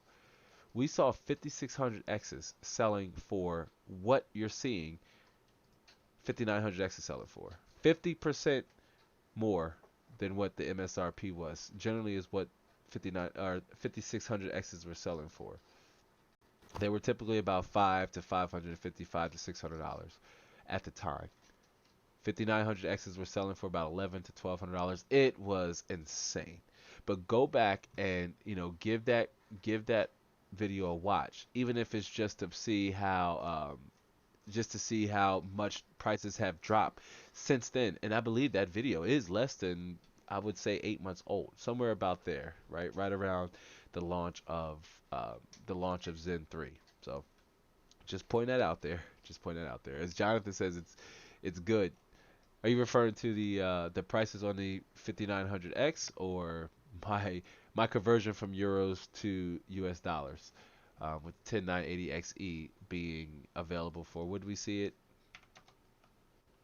It's like $600, 800 bucks for just the base CPU. Wow, look at that. A delidded direct lie liquid metal CPU would cost you 1500. 5900X is 475 euros right now on eBay. Okay.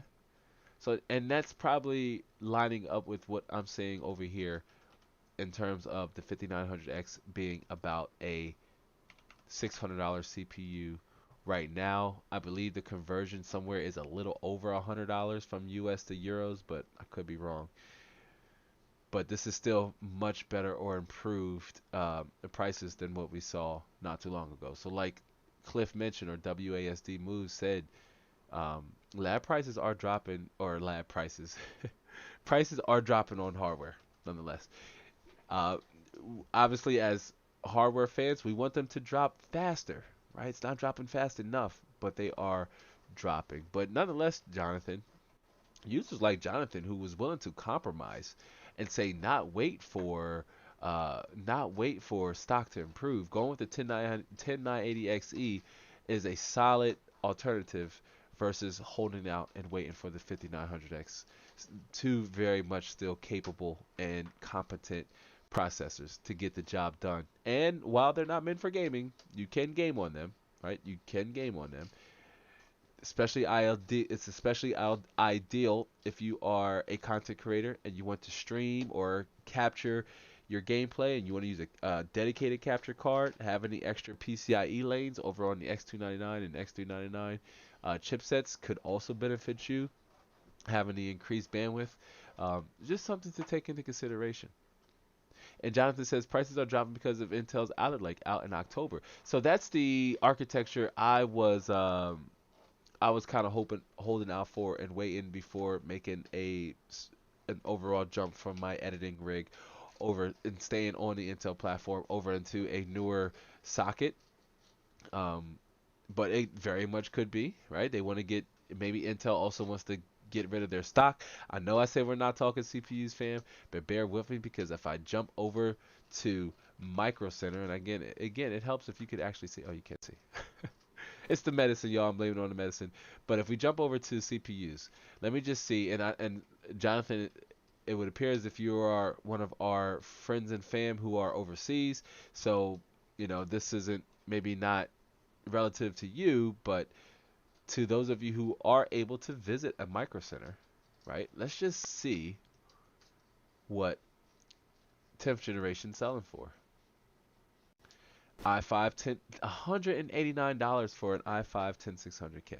That's an insane amount of value on that LGA 1200 socket, which still could leave you with an upgrade path onward to a 10900K should your needs drastically improve, right? And this is still very much a 6-core 12-thread CPU. So your needs would have to change like from day to night for you to say, you know what, I want to go from a 6-core, not even to 8. You want to jump right up to the 10-core 20-thread 10900K from the 6-core 12-thread i5 10600K, or the 8-core 16-thread 10700K at 219, or the non-K variant is 220. But let's see if we can find the 10700K. Okay, well, this micro center doesn't have it listed, but if overclocking, you're not interested in an enthusiast chip, and maybe you have a H series motherboard or a B series motherboard, you don't even want to benefit from the higher bin CPU. You could also save a lot of money over here. So interesting prices on CPUs. They are dropping faster and further. Scary because I don't see. Here goes a $269 10700K. Still, again, not a bad 8-core 16-thread CPU, but still very much blazing fast IPC, and you would still very much be able to say upgrade to a faster 11th generation on this chipset, right? On this 11G LGA 1200 series socket. I mean, not chipset. It's the Z400 series chipset. And Jonathan, no, by all means, there are no wrong or right answers here, for the most part. You are free to engage and conversate so long as you are respectful, which you are, and I do appreciate that. But no, you're not wrong at all, especially within the scope and narrative of this conversation we're having here. And Cliff says, I know a few people who bought 2 to 3 when the 10900K was 300 a little while back. Yeah, and they're probably smiling right now, ear to ear, as they are likely able to um, turn a profit on those 10900Ks. If we jump back again to eBay, let's see what a 10900K is going for over on the eBay market, and it's about five. Well, this one's going for 5. This one's in an open bid with 2 days left. It'll probably creep up to closer to that 519. Very much this, users who did do that, they have uh, very much have headroom to say turn a profit on their 10900Ks. That's insane. And Jonathan Evans says, "Yep, it's out in October 25th." And I cannot wait, as I would like to, test. I know I said this with 10th generation, 11th generation, but Alder Lake, they're changing. I believe they're dropping down to their 7. This is going to be Intel 7 nanometer architecture. So I do want to see how much this improves over using their well refined 14 nanometer plus, however many pluses. But it's going to be interesting times in the second part of 2021 here, not especially around October. Not only because we have Alder Lake, and even who knows, maybe Pro Series or XT Series Ryzen 5000 series CPUs that could also possibly pop up around that time. Um, we're also looking at a period to where we could see improved graphics card stock, or stock in terms of lower prices and better availability. Jonathan says, "Yep, we got loads of micro centers, same companies." All right, thank you. Yep, thank you for sharing that. And Cliff says, "Launches on my birthday and DDR5 at launch." Oh, hey, those are some nice birthday presents. Being a PC fan and enthusiast, I tell you what, that is awesome stuff. And Jonathan says, "Yep, 12 to 18 cores. DDR5 SD RAM is out in the USA." Yeah, and there's no motherboards to support it yet. At least to my knowledge, I could be wrong there. So part of my ignorance if I am. But last time I looked into the subject matter, there were yet to be any available consumer motherboards available that supported DDR5. So very interesting place we are in to be, yeah, the first country to receive it, and unable to really fully utilize it or take advantage of whatever um, improvements we'll have over DDR4. So, excuse me. All right, but let's jump back into, as we were talking about, the how much VRAM you'll need for, say, gaming, and just to quickly run through that again as I take a sip. And I see we have more people join in. I just want to welcome you to like if you haven't yet, give the stream a like if you haven't yet, and to quickly fast jump over to the title card. We are discussing VRAM and how much do you really need as a gamer, influencer, and or content creator. Skitty Live, it's good to see you. Skitty says, "What's good in the lab?" It's good to see. What's good, Scott? It's good to see you. Scott's a buddy of mine. Um, WASD Moose says, "I'm just concerned about clock speed on Alder Lake." Me too. This is why Alder Lake is a architecture that I will likely have an LGA 1200. Let me switch back here. Anytime y'all hear me say "let me switch back here," y'all know it's about to be fire. But um, by that time, I will have an LGA 1200 motherboard here in the lab. Um, Now, that's something I want to test out. Is the IPC improvement from Alder Lake to, say, or from 11th generation Common Lake to 12th generation Alder Lake? Because I do think we're going to have lower boost clock frequencies, lower boost clocks, turbo clock speeds, if you will, in general. But how much of that will be compensated by the IPC improvement Intel should have gained by, with their 12th generation Alder Lake architecture? That is what I really want to test.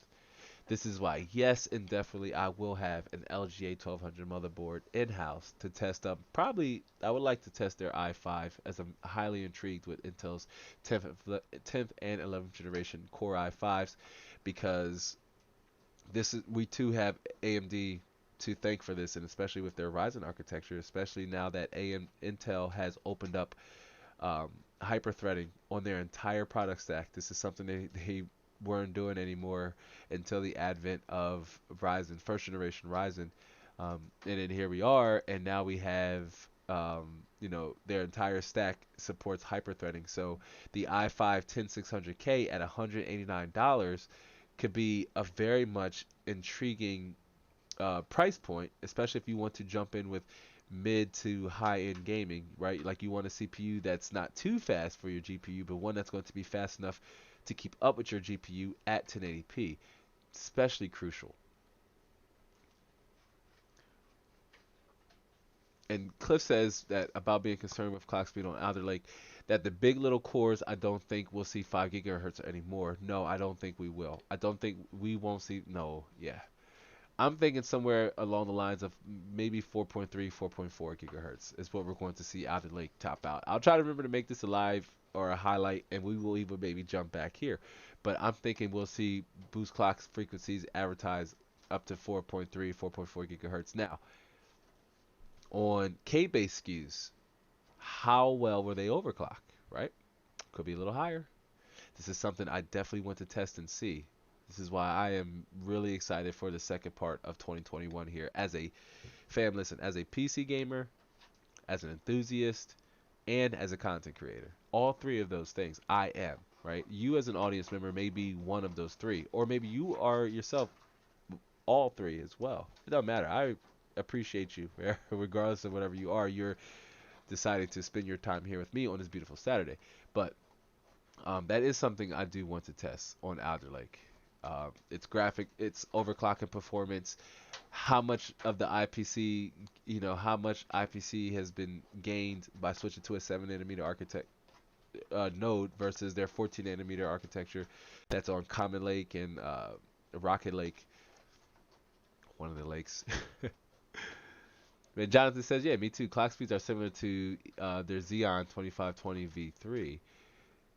And Cliff says, 10900K, could it still hold the single thread gaming crown? Uh, maybe, maybe not. I could be wrong on this. Don't quote me on it. But 11900K might be slightly faster, maybe single digit, maybe 5 to 6% faster in CPU work related tasks and operations and in 1080p gaming, but not by that much of a stretch. Where if you could benefit from having the 2 extra cores and 4 threads, the 10900K is likely a better value oriented option. That's my stance on it, to where the 11900K should be faster if it costs more than the 10900K. But the 10900K could be a very solid option and viable option for someone who could benefit from the extra cores. But if you want a single threaded gaming, just for gaming, you could even step that down to an i5. 6 cores, a good starting point, especially for 1080p gaming. The higher the resolution, less of the burden on your CPU. But if you're streaming and doing other things, then your CPU very much still will have to work.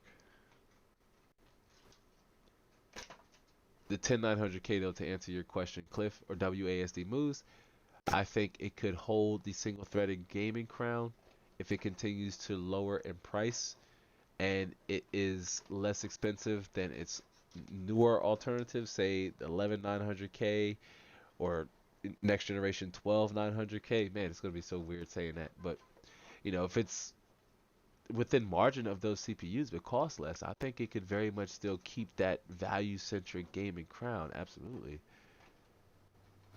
Cliff says I should have bought 2 to 3 myself, right? I should have bought 2 to 3 myself as well. And Jonathan says you're right, not yet. You are right, none yet. Not EVGA traders to Intel now making AMD boards. Yeah, I saw that, and I mean you consider them traders, but sure. And Cliff says there have been some Geekbench leaks of Alder Lake. I will check them out. I personally don't like reporting on rumors because a rumor is a rumor to proven otherwise. But here recently, the leaks have been on point. Anytime I'm confident in the leak, I've done a video on it. So maybe that's something we can see as a. I do like to do just vlogs in between the content here, talking about such leaks and news popping up. So maybe I will look into that. Cliff, thanks for sharing. And Jonathan says, I think we buy Reese for Intel. That and all of the deserts where they get their sand from too, right? To create their wafers for their CPUs. And Cliff says, I'm excited for Intel's DG2 XE GPUs.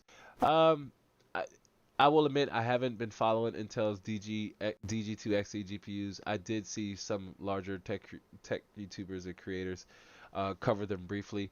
Should I can get one here in the lab, if Intel cronies, if you're watching and listening, I'd love to send you one. Hit me up for the PO box. But if I can get my hands on one, I would love to test it to see does it hold a place here um, for consumers. That's what we're all about here in this community. And Cliff says 11900 matches 10900K and loses in overclocking in single threaded applications. Okay. And Jonathan says Alder Lake is around 4 overclock wise. Yes, 10900K is better at most games at 1440p, whereas the 5950 is expensive. Yeah, and let me jump back here just for laughs and giggles because what is a 5950X going for? Being that CPU too still very much a challenge to find, especially at MSRP. But let's jump here. This is an improvement too, fam. This CPU selling for, I mean, I'm not sure.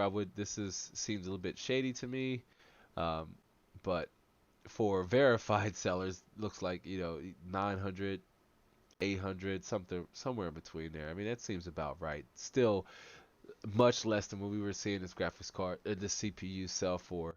But 5950X, this is an expensive chip, especially if your interest is high high resolution gaming and not really doing too much else with those cores.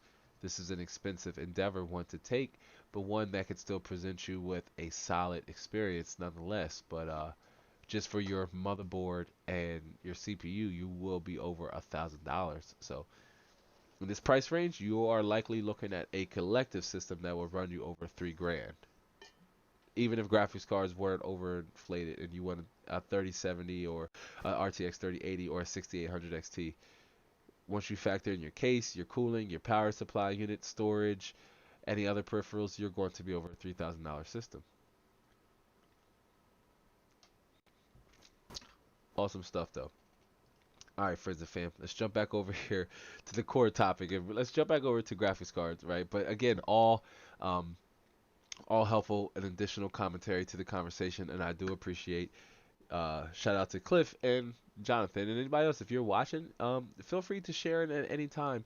The conversation. This is an interactive live stream. Um, it's not a popular format, but I do like to engage with the community in real time. Speaking of engaging in real time, we got Han Slow-Mo. Han's in the house. It's good to see you, Mike. And Han says, "Hi fam, happy to join. We're glad to have you, Han. Han is a regular, long-time viewer here in this community and on this channel. A lot like Cliff, but it's good to see you, Han. Han's watching too. Another one of our global friends and fam, as Han is over in China. So awesome stuff there. And it should be, I imagine it's either really, really early there. I believe it's like really, really early there, like in the morning time.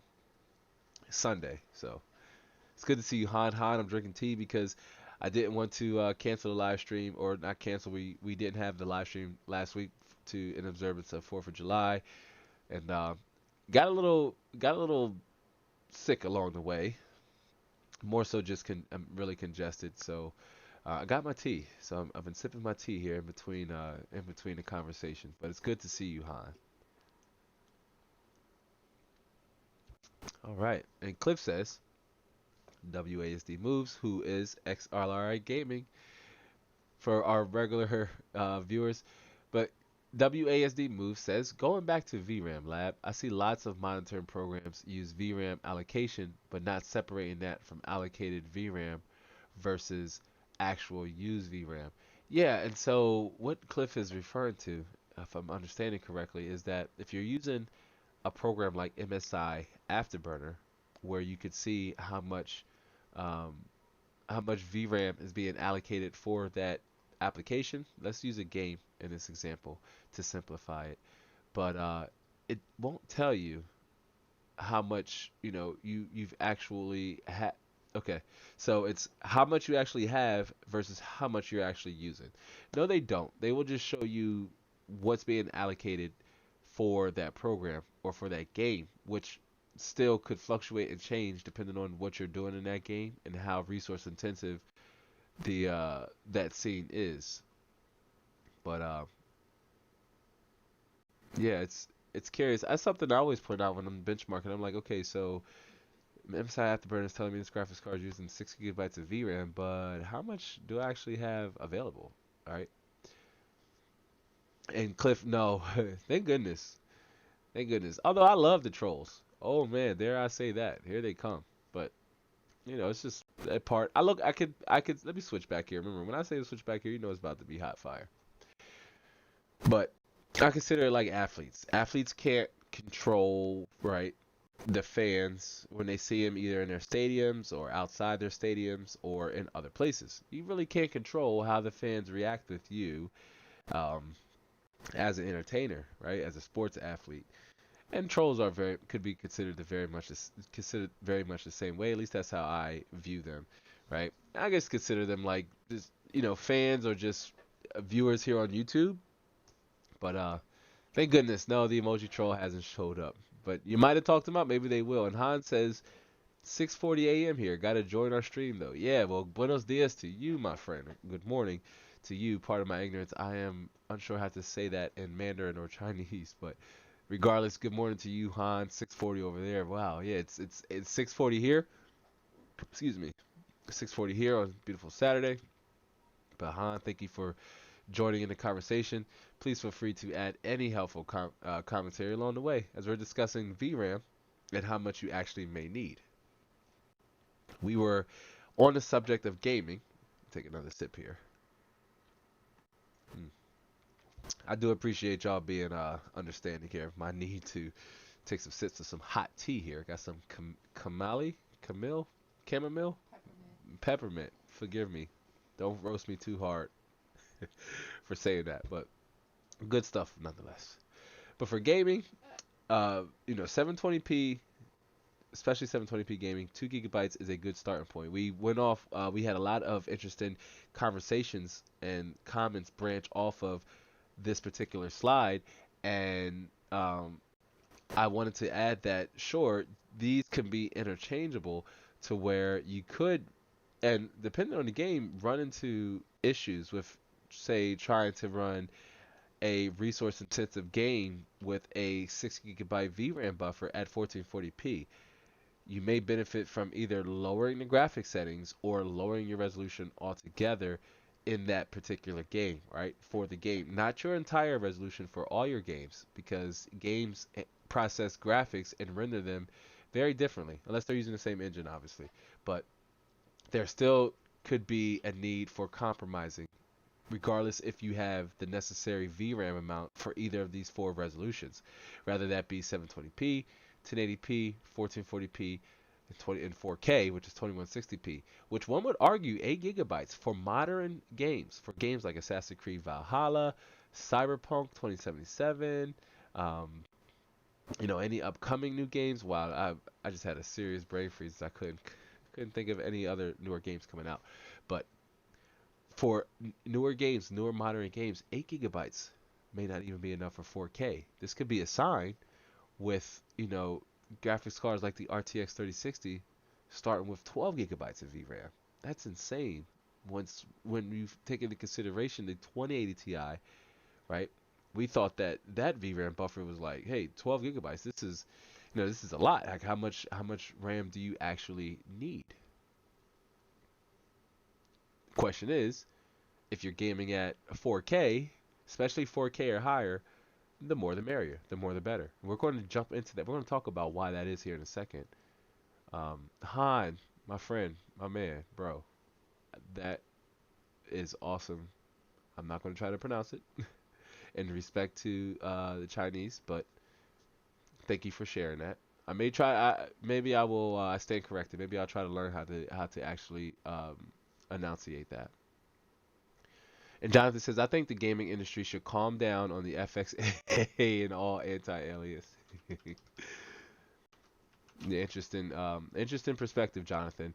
Could it be because maybe it's making graphics cards more expensive and needing them to be faster, have higher VRAM counts? Maybe it doesn't enhance the experience visually as much that warrants the technology. Um, Really, it depends on the game I'm playing. Will I use any sort of anti-aliasing, whether that be MSAA or FXAA? DLSS can be considered a form of anti-aliasing, if you will, which I definitely wouldn't recommend DLSS unless you are gaming at a higher resolution and you want to get an FPS boost, a mild FPS boost. But I did do a video on DLSS using the RTX 3090. So if you want to see how much it really could benefit you if you want to turn it on in the games that support it and you have a compatible graphics card, definitely give that video a watch. But yeah. And Cliff, I'm sorry, not Cliff. Sparta Rules. Anthony says, "What's up, brother? It's good to see you, Anthony." Sparta Rules, another long time viewer. And between WASD and and Han, they have a friendly conversation going back and forth in Mandarin or Chinese. That's awesome stuff. I can't keep up, but that's good to see. I love seeing the community engage with one another. Which again, if you're not in the Discord, join our Discord. Sign up for our Discord. Jonathan, we love you. We love to have you over in the Discord. If that's something you're interested in, you can either sign up for our email list with the links down in the description box below, or hit me up after the live stream over on YouTube or Twitter. On YouTube, yeah, hit me up on YouTube, but over on Twitter or Instagram at Inside the Lab YT. Jonathan says graphics cards are losing face value. CUDA cores don't matter anymore. They still, it's not necessarily that they don't matter anymore. CUDA cores are still very much important to the rasterization process of how graphics cards render graphics. It's still important there, but I understand what you're saying, as NVIDIA especially has made other stat lines more important than CUDA cores, say RT cores and tensor cores. Those are the buzzwords that are becoming more and more abundant as we're seeing these graphics cards marketed. It's hard to market a product that you can't really find at the price that you're marketing it. But yeah, maybe for their lower end stack, it'll matter a bit more. It would be nice to see uh, desktop variants of the 3050 and 3050 Ti. That I will say, to where the emphasis isn't as much put on, you know, DLSS performance and quality ray tracing performance as much as the emphasis is put on improved rasterization performances. Or give us an RTX card, dare I say it, that doesn't even have tensor cores and ray tracing cards or chords. Why not? Why not? And Cliff says, I swear I won't change my name anymore. Didn't want to really. It's all Cliff. You know what, Cliff? It was not your choice. Remember, your account was breached, and you took the necessary steps to protect yourself, your information, your data, all that good stuff. Doesn't matter though what you change your name to. You will forever be XLR Gaming. Which I'm trying to remember what your name was before. I think it was RTX on off. So a lot of names there, but between those three things, we're gonna chalk all three of those up to you. And Jonathan Evans says, remember the HD 7990? Vaguely, as at that time I hadn't, I was out of PC gaming. I was a whole and chewing through console gaming, but the HD series really held up for that time. As Jonathan says, yeah, they ran really hot when that load. That seems to be AMD's smitched right there, because while at launch the 5700 XT was originally being reported that it too was running hotter with with two different temperature sensors showing two different temperatures, one being higher than the other one and one being lower than the other one. Um, but those were old reliable, old faithful graphics cards. Yep, as Jonathan says, I had mine for 4 years. Awesome stuff. All right, and speaking of graphics cards, let's jump back here. So if you're interested in gaming at either one of these resolutions, consider a graphics card, your next graphics card, or upgrading your graphics card. That could be adding a dedicated video card or upgrading to a faster graphics card. Now, 720p, 2 gigabytes of VRAM, okay, 1080p, 4 gigabytes, 1440p, 6 gigabytes, and 2160p, 8 gigabytes or more. I say or more because 30 series graphics cards are a little difficult to find at MSRP. You can get lucky. You can get one. You can find one, but it will require you to work.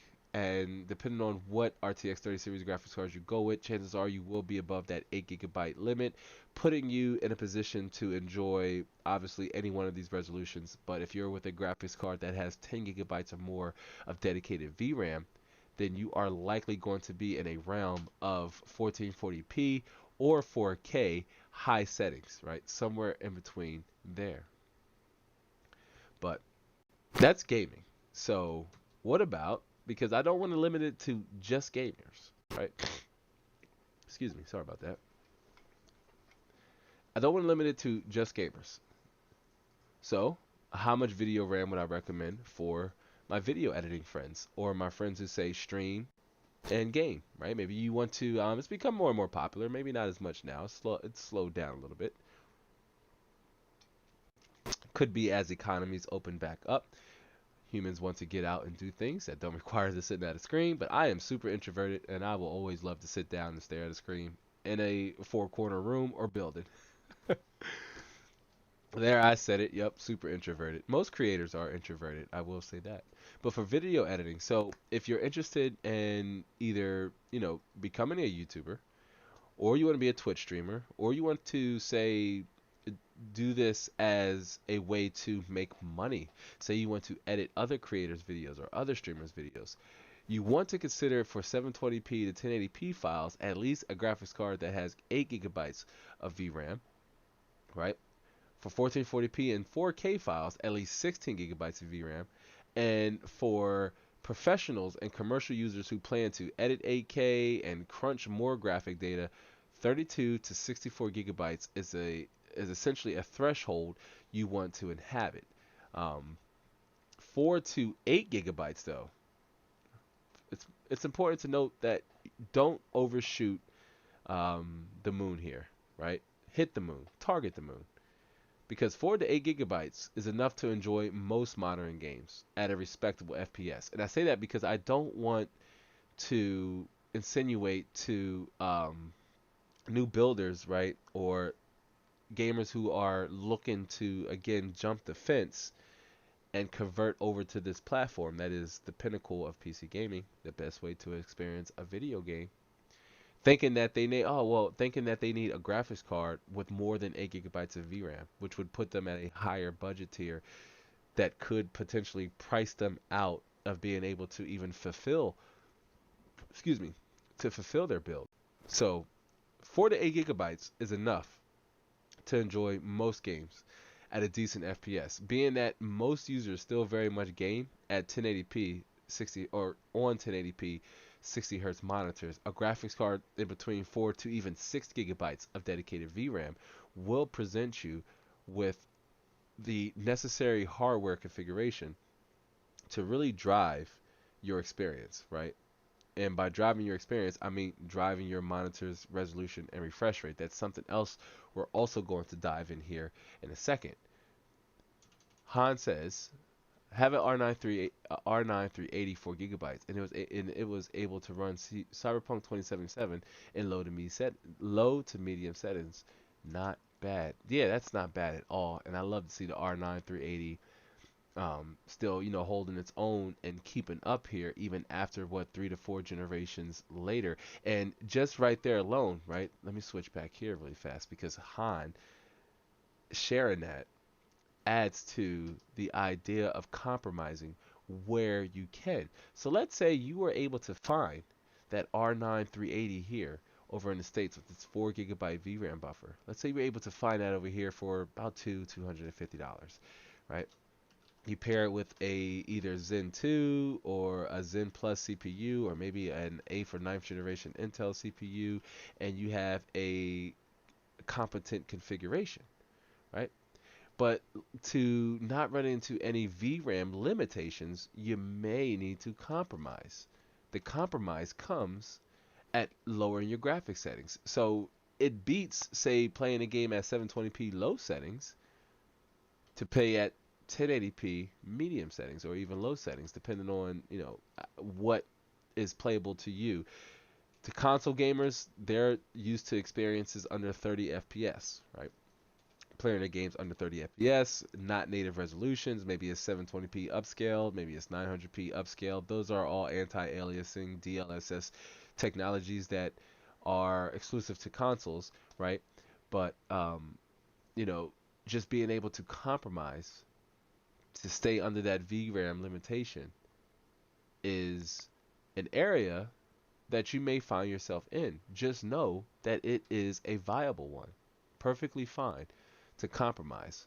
Should you be able to say, let's use Han as in this example, should Han want to upgrade from that 380, from that R9 380 to even an RX 580, which supports FSR, right? Fidelity Super Resolution, Fidelity FX Super Resolution, which is AMD's version of like DLSS and ray tracing. But jumping up to an RX 580 would allow them to play that game at 1080p high settings, right? Maybe not ultra settings, but 1080p high settings. That's not too bad at all. That's still a better experience, in my opinion, than playing that game on a console, right? I could be wrong, but let somebody in the congregation tell me. But I'm willing to bet that on an R9 380, 4 gigabytes at that graphic settings at 1080p, it's still a better experience than playing it on even a PS4 or PS4 Pro. And Cliff says to Han Slomo, yeah, not bad. I tried Cyberpunk on a GTX 970. It wasn't amazing, but playable. And sometimes to add to the need to compromise, that's last part of Cliff's statement, or WASD moves, where Cliff says, it may not be great, right? It may not be this glorious spectacle, but it is playable. Now, playable could differ between most or all of us. I will say for myself, at 1080p, playable to me is a FPS output of about 45 to 60 FPS, somewhere about there. Like at 1080p, if I'm gaming at 1080p, I have to be over 60 hertz, verbatim, at least around there, like 50 on up, depending on the game. 1440p, whether that be 2560 or 2560 by 1440p, playable for me at that resolution anyway is about 45 to 55 FPS. This could depend on the game as well. And just to jump it up to even 4K gets even more trickier because for me 4K 40 FPS is playable. It doesn't matter the game, so long as I am at about 40 to 50 FPS on average, the game is playable to me. That's a playable experience to me. I'm willing to compromise given that I'm gaming at a higher resolution, so I'm getting sharper images and just a better experience. That's a playable experience to me. Does that make it, good? Oh, it doesn't make it great. It just makes the experience, it just makes the game playable, right? Like Cliff mentioned. Cliff says that 1080p on a good IPS panel isn't really bad at all. No, it's not. No, it's not. And this is why 1080p still to this day is the go-to popular resolution. 1440p is better. Yes, but 1080p is more popular. That's the truth. And it's much to what Cliff says about how a good IPS panel, and I don't have the link down in the description box, but if you are interested in learning more about, what you should consider before buying a monitor, I not only have a lot of good highlights you can watch, but if you go to the playlist from our previous live shows and find the live show where we talked about, discussing your monitor and understanding your monitor's refresh rate, a lot of good recommendations are made in that video, a few 1080p IPS panels as well. Don't leave now, but if you want more lab at the end of this live stream, jump in the description box below or head over to the playlist section, which I'm not sure if I have the playlist up here or in the description, but nonetheless, you're going to want to check out that conversation if you're in the hunt for a good quality 1080p monitor, especially one that has a good refresh, high refresh rate, low response time. Jonathan says for investigating clusters in higher resolution, let's say 2K in motion uses around 8 to 11 gigabytes every 30 minutes. That is my forte on a daily basis. I have got 128 gigs and it's not enough. So VRAM is shared around 30 gigs. Awesome stuff. So yeah, you have all of your DIMMs occupied. But thanks for sharing, Jonathan. And Cliff says Windows 11 is going to support direct storage to GPUs, which should be a good bump for everyone hopefully interested how it shakes out. Yeah, and I actually haven't made this switch over to Windows 11 yet. None of our systems that we have here in the lab are running Windows 11. I will probably start with implementing it on my whatever test builds, test systems I'm currently working on and working with, and going from there. Maybe doing it with Snow White. That's my editing rig. For those of you who don't know, Snow White is my it's the system that doesn't change. All my other systems are routinely swapped. Components are swapped out for the sakes of videos or content. But Snow White hasn't changed at all since I built the system. And I built the system before I had aspirations of being a content creator.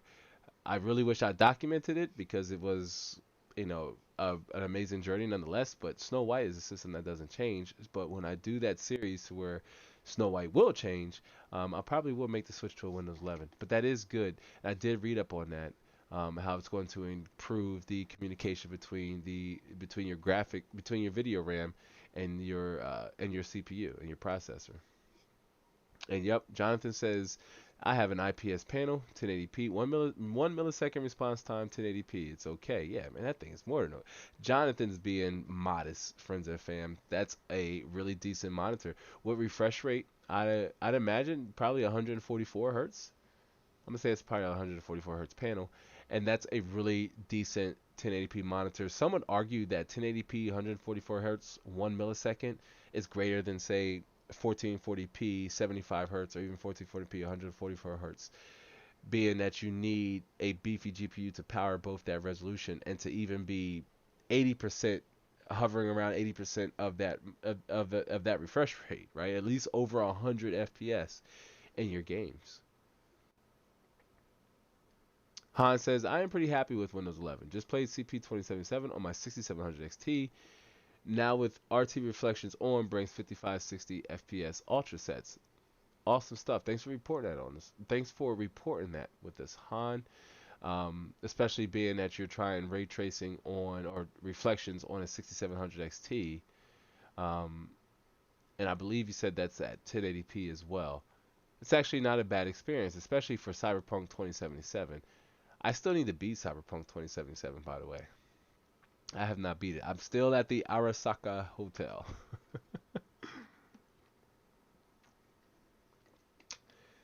And Cliff says, I haven't tried Windows 11 yet, but checked out both my rigs are TPM 2.0 ready. Nice. So are you going to hold out, or are you going to upgrade to Windows 11 on both your systems, or just one of them? And Jonathan says only capable BIOS update on my secondhand X299 system. Oh, okay, you're saying it's only capable via a BIOS update. Gotcha. Right, occupying all, having 128 gigabytes of SD RAM. Awesome stuff. And Han says, "Yep, 1080p. Yeah, 1080p is still. I mean, as much as I love 1440p, and I'm a big advocate of 4K gaming, although I understand it's not as popular, and even when I create 4K gaming content, it's not as absorbed as say the 1080p content is. But 1080p holds a special place in a lot of gamers' hearts. In my experience and in my opinion, it's such a popular resolution to gravitate towards, especially when one is coming from a console. When you begin to understand, or you possibly already understood, that your games were never really properly displayed at their proper resolution or at their native resolution. So with the PC, you are in full control of your resolution. So if you want to play Warzone at 1080p, 120 FPS or 120 hertz, you have that ability to do so natively.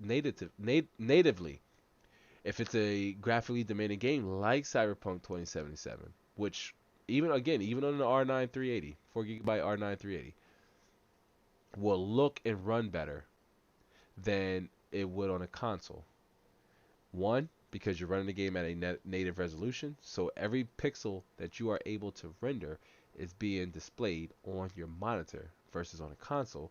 There's some behind the scenes magic that's going on that's giving you that illusion that it's 1080p. You may have noticed this on the console if you're still playing your console, man. Shout out to you. But you may have noticed this on the console where certain parts of your game appear blurry or washed out, or it just seems like it's like hazy or a little distorted. You might have noticed that, and that's the console trying to keep up with the constant DLSS like magic that's going on underneath of the console, that's taking the resolution, downscaling it just to compensate for the performance, which is staggering because most games are locked at 30 FPS. And Cliff says, "Yep, going to wait until official launch. I'll do both." And I'm with you on that one. Like you said, waiting for the official launch. Absolutely, I concur wholeheartedly. Yep. That's kind of I don't and I'm in the Windows Insider program. And I believe I do have the invite. At least Snow White. I'm on it with my Snow White configuration where um, I could try out Windows 11, but I don't really want to try out an incomplete version of it. I want the version that would be more similar to what the audience and what consumers would experience, right? Jonathan says games are better looking at 2560 by 1440p monitors. I agree. With 140 hertz, that would be my next upgrade. Yeah, and I'll take it a step further, Jonathan, and tell you that while 2560 by 1440p, it's a great resolution, fantastic resolution, right? I am a fan of the 21 by 9 aspect ratio ultra wide QHD monitors. Like I have a MSI Mag 341CQ. It is a 34-inch 3440 by 1440p VA panel. It's 100 hertz, so it's not as fast, but I do like the extra width, right, that this monitor presents, and it really makes playing immersion-based games or single-player games. It really adds to the intensity of being encapsulated into that video game's world. Like I become the environment. I'm just not inhabiting the environment. I like become the environment. And I haven't experienced a game yet where I said, "Oh, this game looks horrible on ultra wide or doesn't play right on ultra wide." And in fact, I held out to play Fallout 76, a game that I wanted to try even when it was, a hot mess. But I held out with Fallout 76 until it got support for ultra wide. The moment it got the update to support ultra wide, I jumped on the game. My biggest gripe though about it is that it halves your resolution though at ultra wide. At least last time I checked, I believe there was they did patch that and update it to fix it, so I stayed corrected. I digress. But yeah, John, 2560 by 1440p monitor with 140 hertz. Uh, Again, you would need a beefy graphics card to power that resolution and that that refresh rate. But maybe if you're compromising your graphics settings and you're using say a 2080 Ti and up, maybe you can hover somewhere close to that where it would warrant you enabling some form of G-Sync or V-Sync. And Han, I totally understand what you said. I give Microsoft frequent feedback about bugs, etc. Yeah, shout out to those of you who take that risk for us. It allowed Microsoft to further develop and refine Windows. I feel that same way about newer technologies, right? Excuse me. I was an early adapter of RTX at a time where, man, some salty 10 series GPU users were kind of like, I don't want to, I don't want to be in NVIDIA's beta experiment with ray tracing. The technology is only going to improve. They're going to keep, developing the technology, et cetera, et cetera. I said, nope, I want to try the technology early on, and I will gladly share in my experiences using them. It's one of the reasons what inspired me to create content. Just that notion alone, being able to do it for you so you don't have to. And with gaming, especially with PC gaming, it's such an expensive endeavor. I want to you know, make that determination for you to help you make an informed decision so that you're not, say, burning your bucks or having to make the dreaded return to the store because you're not getting the performance level, the performance output that you originally dreamed and invested in with your system. But absolutely, shout out to thanks for doing that, huh? Cliff says, so what do you think, Lab? Will be the standard for VRAM next generation? 8, 20, 12. Great question. I'm going to say AMD did get this right, and I think it'll be between 12 and 16. Yeah, I really do. Graphics cards like the 6600, I'm still waiting. Y'all know, I've been talking about the 6600 XT and the 6500 XT since RX 6000 series was released. Now, those two graphics cards, I would position right now, right here. Maybe I'll try to remember to throw a timestamp here for when they do eventually come. RX 6500 XT likely will come with either an 8 to 10 gigabyte VRAM buffer and an MSRP of under $300, while the 6600 XT will be somewhere between $300 to $400 with probably a 10 to 12 gigabyte VRAM buffer. Simply because the 6700 XT all the way up, they're all sporting 16 gigabyte VRAM buffers. There has to be a compromise even for AMD to offer those graphics cards at a lower price tier. So to answer your question, W's ASD moves, Cliff, XLR, RTX on off. I would say, yeah, like a little towards the end of your prediction where you said 8, 20, or 12. I would say somewhere between 12 to 16 gigabytes of VRAM will likely be the standard for VRAM in the next generation, rather that be 7700X, RDNA 3 or 40 series RTX graphics cards. I think we're seeing it now with 30 series, and I'm not sure if it's a combination of higher resolutions becoming more and more popular as 1440p monitors and even 4K gaming monitors have become more and more accessible. And by accessible, I do mean affordable. So it could be a shift in mindset. It could be a duality, a dual narrative to that shift in mindset, to where games, right? These manufacturers, GPU manufacturers, NVIDIA, AMD, Intel, they foresee video games becoming more demanding or complex to run as games try to be more sophisticated, if you will. A few live shows back, I had mentioned that it's not necessarily hardware that gets outdated. It's games become more and more harder to run before the graphics cards are before the graphics cards are actually unable to run them, right? The games will develop faster than the hardware. So the games will become harder and harder to run, more complex, larger worlds, more complicated AI, um, more complicated environments and topography and geometry and things of that nature. This will require graphics cards to, yes, be, you know, capable of, running those games. So 12 to 16 gigabytes, as especially as games, I look at games like Dying Light with its the way it changes its levels dynamically. Far Cry 5, 6. Again, I'm at a brain freeze because those are the first two games that came to mind. But games like Skyrim, I am really hoping that the next Skyrim, but I really do hope Elder Scrolls 6, the next Elder Scrolls, will have things like ray tracing. Like, could you imagine an Elder Scrolls game with ray tracing? What? That'd be insane, and I would so welcome it. But games like that would become more and more complex to run. yeah, we could see graphics cards with higher VRAM buffers. It might have been, 4, 6, and 8 might have been adequate 10 years ago, 8 years ago, 5 years ago, right?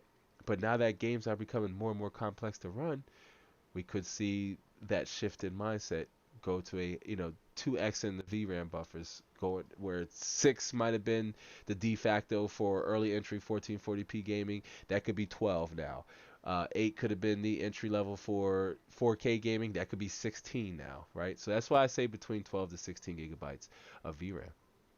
And Han says immersion, man. Yeah, I know. And people try to ridicule you for using that term uh, incorrect. Is to immerse something means to submerge it, right? But I argue that you can be submerged into a video game, right? Like you can be pulled down or into a video game. But yeah, that's what it's all about. I like to become the video. I like to become the protagonist or the antagonist. Sometimes I like to root for the bad guy. But I like to become the protagonist. I like to become the environment. I like to be one with the environment. And it's one of the reasons why I even play video games. Jonathan says, I prefer to wait for the completed Windows 11, only due to new features that can enhance old hardware for gaming. Again, totally understandable, John. Will be the same. I'm the same way, although because I am both a consumer and creator, at some point I will likely try. Although I'm hesitant because Snow White, again, this is the rig that I create my content on, do all my business, handle all my business operations, and what I do a core of my gaming. Because if I just worked up a proposal, finished up a thumbnail, or started a video or something like that, and I want to kind of unplug for a minute, I'll turn my phone off and just alt tab over into say Epic or over to Steam, and I will jump into a gaming session. But I likely will download Windows 11. I know that kind of goes against what I said a couple seconds ago, but likely this a version of it will end up on Snow White just so I can test it. But in terms of all my systems, not quite yet. Just to prevent any unforeseen issues. And Cliff says you wound me up, lad, with my name salad. Yeah, Cliff went, for those of you who don't know, when I first had the opportunity and pleasure of engaging with Cliff on some of the content, Cliff was RTX on slash off. Then Cliff switched his name to XLR Gaming, right, which is PNY's branding of their graphics cards, I believe. And now Cliff is WASD moves. So it doesn't matter what Cliff's name is. We're just glad to have Cliff here on the live stream, much like Han and everybody else who is here and present with us. I do appreciate you all. And speaking of, while I love the comments, keep them coming. We're going to power through the rest of the live stream and where we were at, and that's determining how much VRAM you're going to want for if you're interested in editing 720p or 1080p files. Again, that should be a graphics card with at least 8 gigabytes of dedicated VRAM. 1440p or 2160p, that's 1440p and 2160p being more commonly known as 4K, you're going to want either an SLI configuration. This is where SLI or Crossfire could benefit you, right? That's typically been a dead conversation. Let me switch back here. Man, I keep spinning off, right? We keep having a lot of spin off. Let me switch back here moments, but is Crossfire dead? Is SLI dead? Probably for gamers.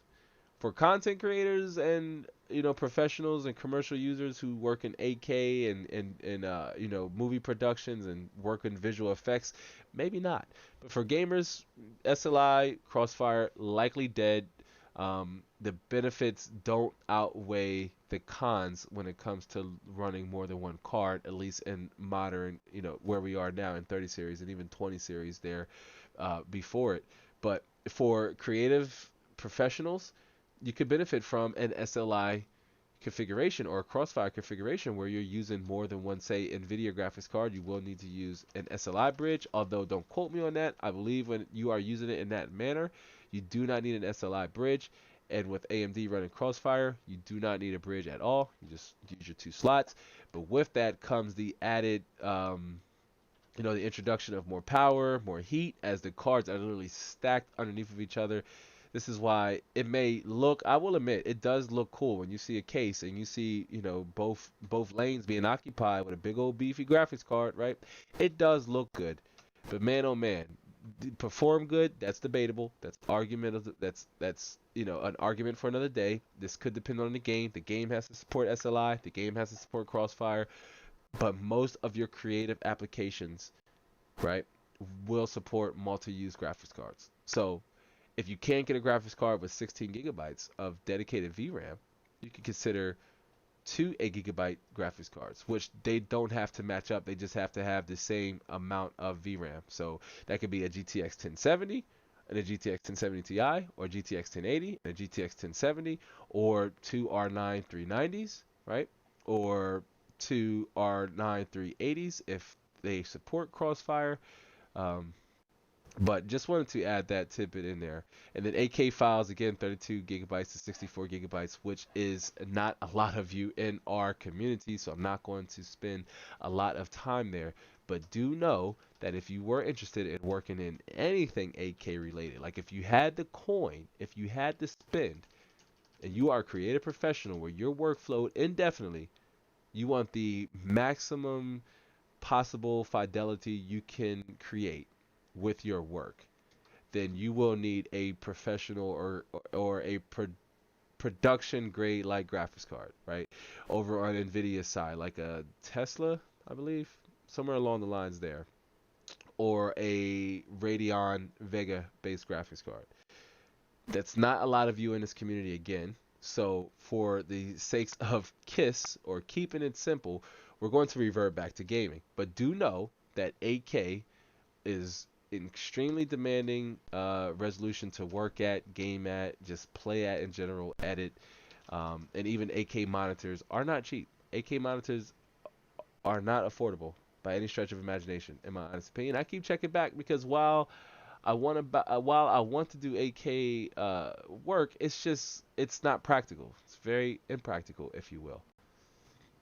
Ron Richards says, "What about 10K?" Right? Well, 10K, maybe like a 128 gigabyte. No, I don't even think that's if that's possible. But it's good to see you, Ron. Ron's coming in with a little bit of sarcasm. Ron knows ain't no 10K, but it's good to see you, Ron. But for gaming though, again, 4 gigabytes to 8 gigabytes is enough for you to enjoy, most of your games. Like Han Slomo, for example, mentioned that Han was able to play, or able to run. Let's more so say, when I say run, you can say play. It's the same thing. But Han Slomo was able to run Flash Play Cyberpunk 2077 at 1080p on low to medium settings on an R9 380 with its 4 gigabyte VRAM buffer. That's a graphics card that came out. I'm gonna butcher this. But I want to say it came out 9 years ago. It's an 8 to 9 year old graphics card, and it's still getting the job done right now with playing modern games at a respectable FPS. Now, while playable may vary from me to you to Han to Jonathan to Ron, even though the Ron's hasn't made the switch yet, but what's playable can vary, but what's respectable, well, that's at least double digits, staying like within at least, excuse me, what I would say a good rule of thumb in terms of respectable FPS, excuse me, over on the PC as a platform, would be anything that exceeds the FPS output of a console, right? That is what's a respectable FPS. That's Lab's opinion, okay? That's in my honest opinion, but I'm going to chalk it up as a solid fact. Think about it. Playable could be different to each of us, but if you want the FPS if you want the game to run at a respectable FPS, that should exceed the performance output of a console. If not, then you're really not taking full advantage of the um, different areas you can compromise on to improve your experience. Maybe Han's not content with, say, 50 or wherever the FPS output that he's at playing Cyberpunk. Let's say Han says, you know what, I'm just going to drop all the settings down to low, because at the end of the day, I'm still running this game at a native resolution of 1080p low settings, and that still beats the alternative of playing it on a console. What's I Don't quote me on this, but if I was to go on a limb and make a educated guess, I would say Cyberpunk 2077, especially on classic PS4, is probably running the game at either 720p or 900p, and that's just to maintain an FPS of probably around 20 to 22. FPS. And I've seen the game on YouTube, and I'm just like, man, this isn't playable even for a console. I would get sick. I don't know if any of you've experienced that, but tell me if you have right here, right now on the live stream, or if you're watching on the replay and you made it this far. Shout out to you for one being lab fan or lab replay fan, but also keeping up with the stream and catching this call to action. But you know what's playable to you? Or we talked about that right earlier in the live stream. If you were here, we talked about you know what's playable to you. But think about it. You if if you're not past console like FPS, it's not a respectable FPS. Compromise somewhere on the game. 1080p low settings, Cyberpunk 2077 beats 720p 900p upscale to 1080p 20 FPS. Still a better experience, right? So that's why I say what could be deemed playable could be very much different between you and I. But what could be deemed a respectable FPS in terms of PC gaming, a good rule of thumb, in Lab's opinion, in my honest opinion, is that's anywhere that at least surpasses the performance output of a console, right? Consider this because we've had this conversation a few times before, right? We had that future proofing conversation in a few of the build live streams we've done, or a few of the videos. I might have mentioned it once or twice, like, oh, future proof your case, or future proof your power supply unit. Try to future proof your motherboard, right? When we had the conversation 2 live streams back about better understanding your motherboard, or how to make a proper buying decision on your next motherboard, right, or upgrade, or for first time builders. But when you're buying a graphics card, try to invest in a card that has at least more than 8 gigabytes of GDDR5 or GDDR6 memory, just 8 gigabytes of VRAM in general. Consider it not future proofing, but keeping up with the pace as games continue to become more and more complex. Investing in a card with 10 to 12 gigabytes of VRAM will put you in a better place in the future. So it's not necessarily future proofing, it's keeping up with that pace. So when the future comes, you're not behind. You're not past the future. You haven't future proof. You like future proof and concept. Let me switch back here. Y'all, you remember what I said? When I say I'm switch back here, it's gonna get fire. It's not future proofing. You're not trying to, you know, surpass what's to come. You're keeping up with what's already happening. So when the future does come, you're not behind, but you are right there. This is why investing in a card with 10 to 12 gigabytes of VRAM, maybe even 8, as a good starting point, especially if you're only interested in playing games at 1080p 60 hertz, right?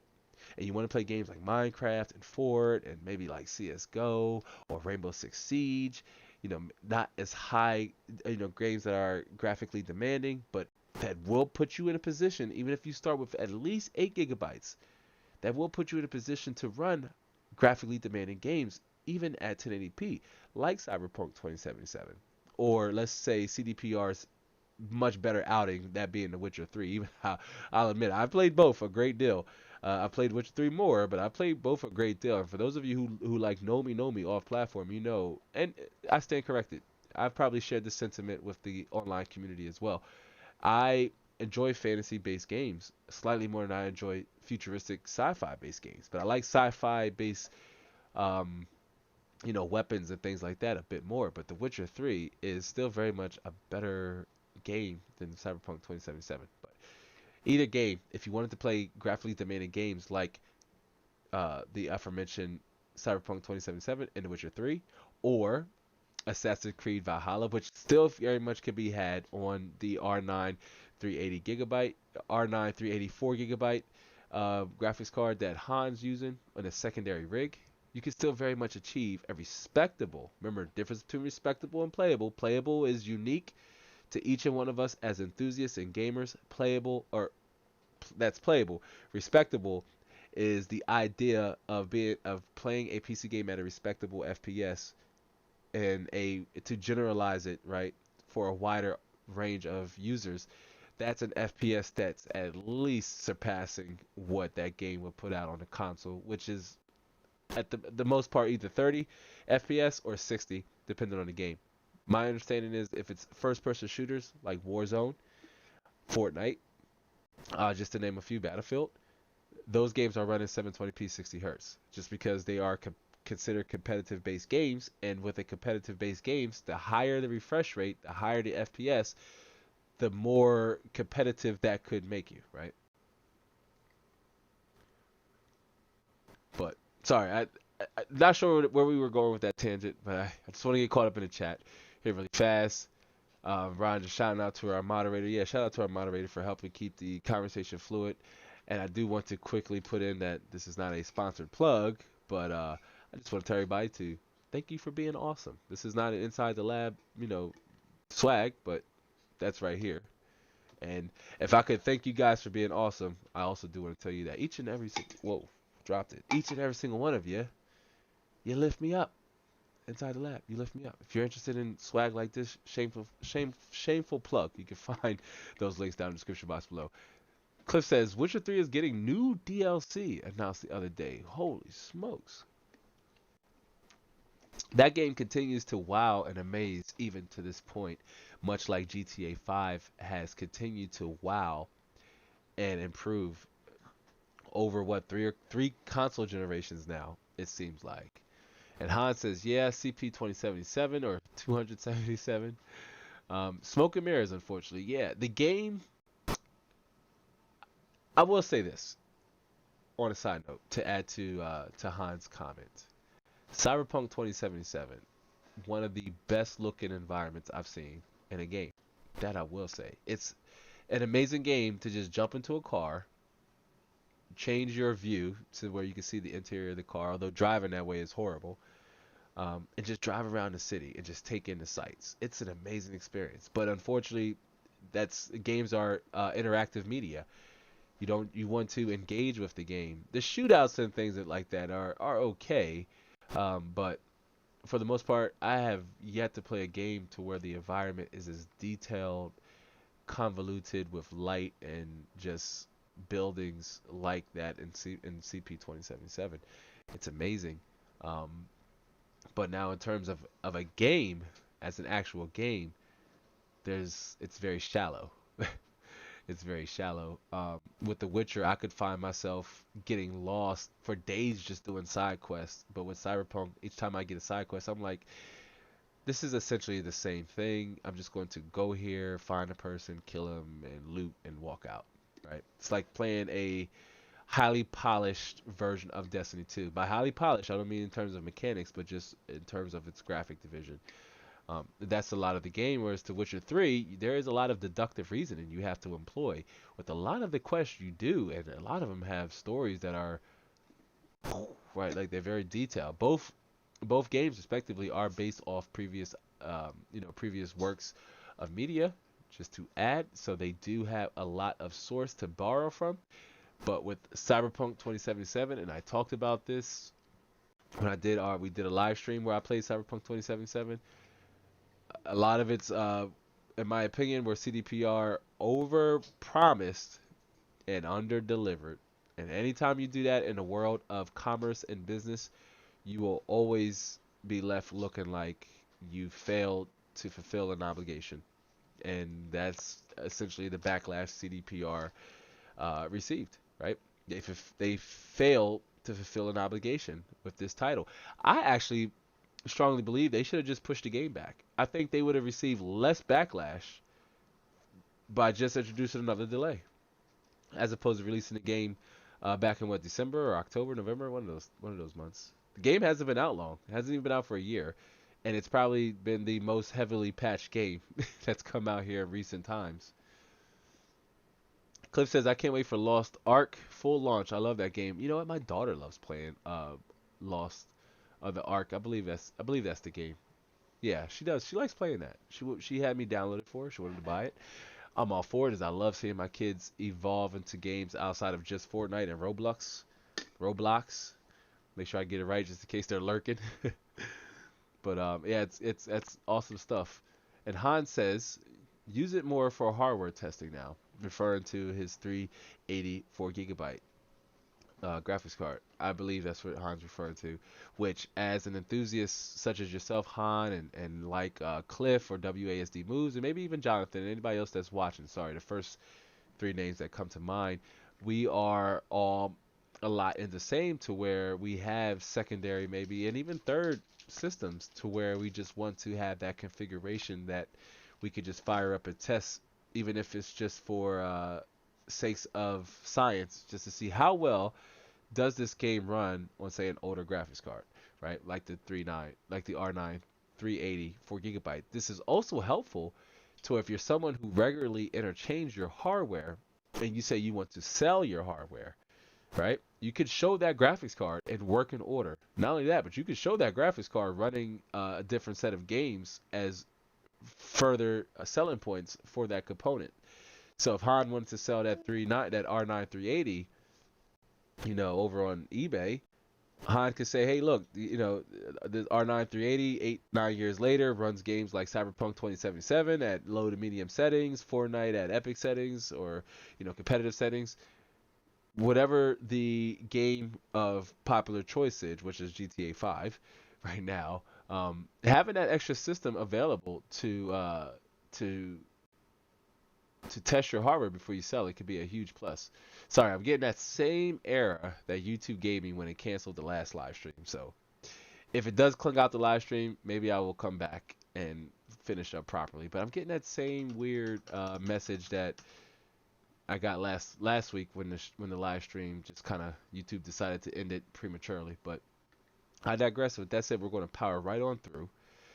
Because I was discussing, not future-proofing your monitor, or not future-proofing your setup, or not future-proofing in general, but more so keeping up with the pace, especially as games, in the subject of graphics cards or video cards, in the subject of video cards or games, being able to keep up with that pace will put you in a better position or place in the future. Not necessarily buying a graphics card right now that's going to say, oh, I bought my RTX 3080 or RTX, I have a 3090, or even if you bought a 2080 Ti, I bet you thought you were good for years to come. But then here came graphics cards like the RX 3070 that's faster, slightly faster for half of what you paid for it. So it's more so putting you in a position that you could say, you know what, how well will I be able to run games 5 to 6 years from now, right? Or 3 years from now.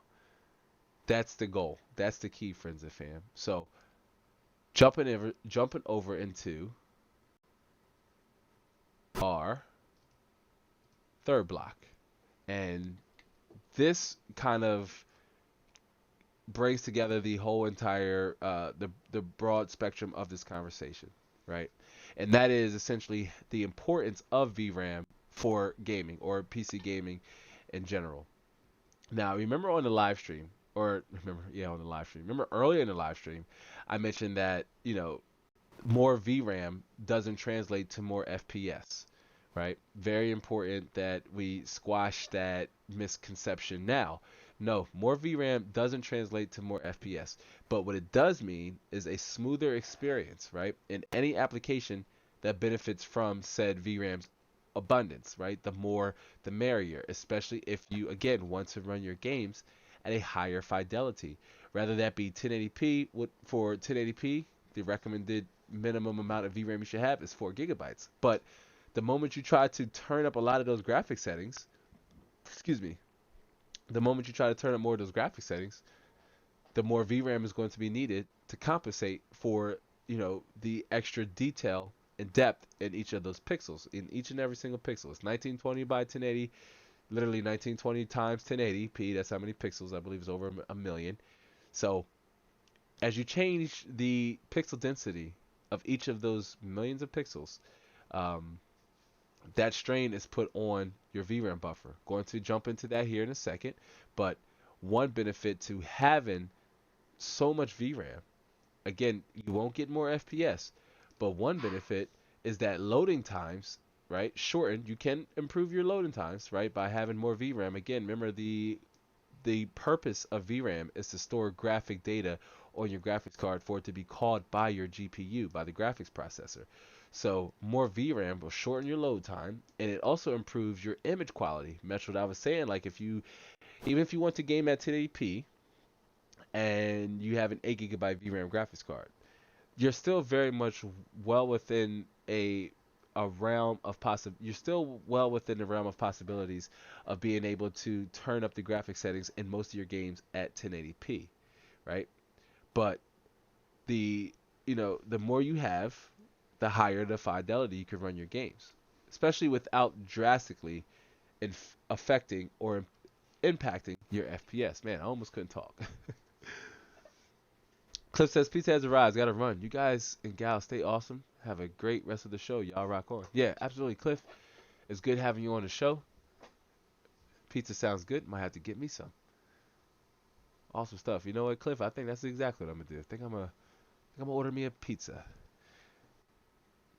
But all right, now I'm hungry. Now I want pizza. No, let's continue. But I was mentioning that again. VRAM, having more VRAM could shorten your load times. It can also improve the image quality in your games. The more VRAM, the higher the fidelity you can run your games. For example, let's use Han as an example with his R9 380 with its 4 GB. Now, Han likely is limited to running Cyberpunk 2077 at low to medium settings because the game it's so resource intense that he can't surpass that VRAM amount. Most games, especially modern games, will let you know that you are exceeding your allotted amount of VRAM, either on the bottom of your settings screen, or there'll be a message that pop up that tells you you can't run the game at that graphic preset, and the game may revert to its default settings or settings that by default the game will recognize your hardware and will automatically set the game to a certain preset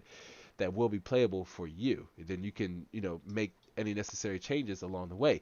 Maybe you don't need high textures. Maybe you're okay with medium textures. Maybe you don't want the extra detail in your foliage. Maybe you don't need the water quality set to high. Maybe you're okay with medium water quality, which I would recommend. And that's simply because unless you're playing a game like Sea of Thieves, a game that predominantly takes place on the water, don't eat up system resources by having the graphic preset, like say for water quality, turned up to higher ultra. If you need to compromise, start there, right? Disable any anti-aliasing technology like FXAA or MSAA, right? Any of those two, you could gain FPS by compromising in those areas. More VRAM though, and that's because the more VRAM that's needed to successfully render an image with a high resolution, excuse me, is a requirement to gaming, either regardless of the resolution. That can even be 720p, right? That could be 720p. If you want to game at 720p high settings, you still need to make sure you have the necessary amount of VRAM to successfully, render that game, or the textures and images that you're attempting to render. That could be pictures, that could be video. Remember, we're not just speaking to our gaming community here, we're also speaking to our creatives as well.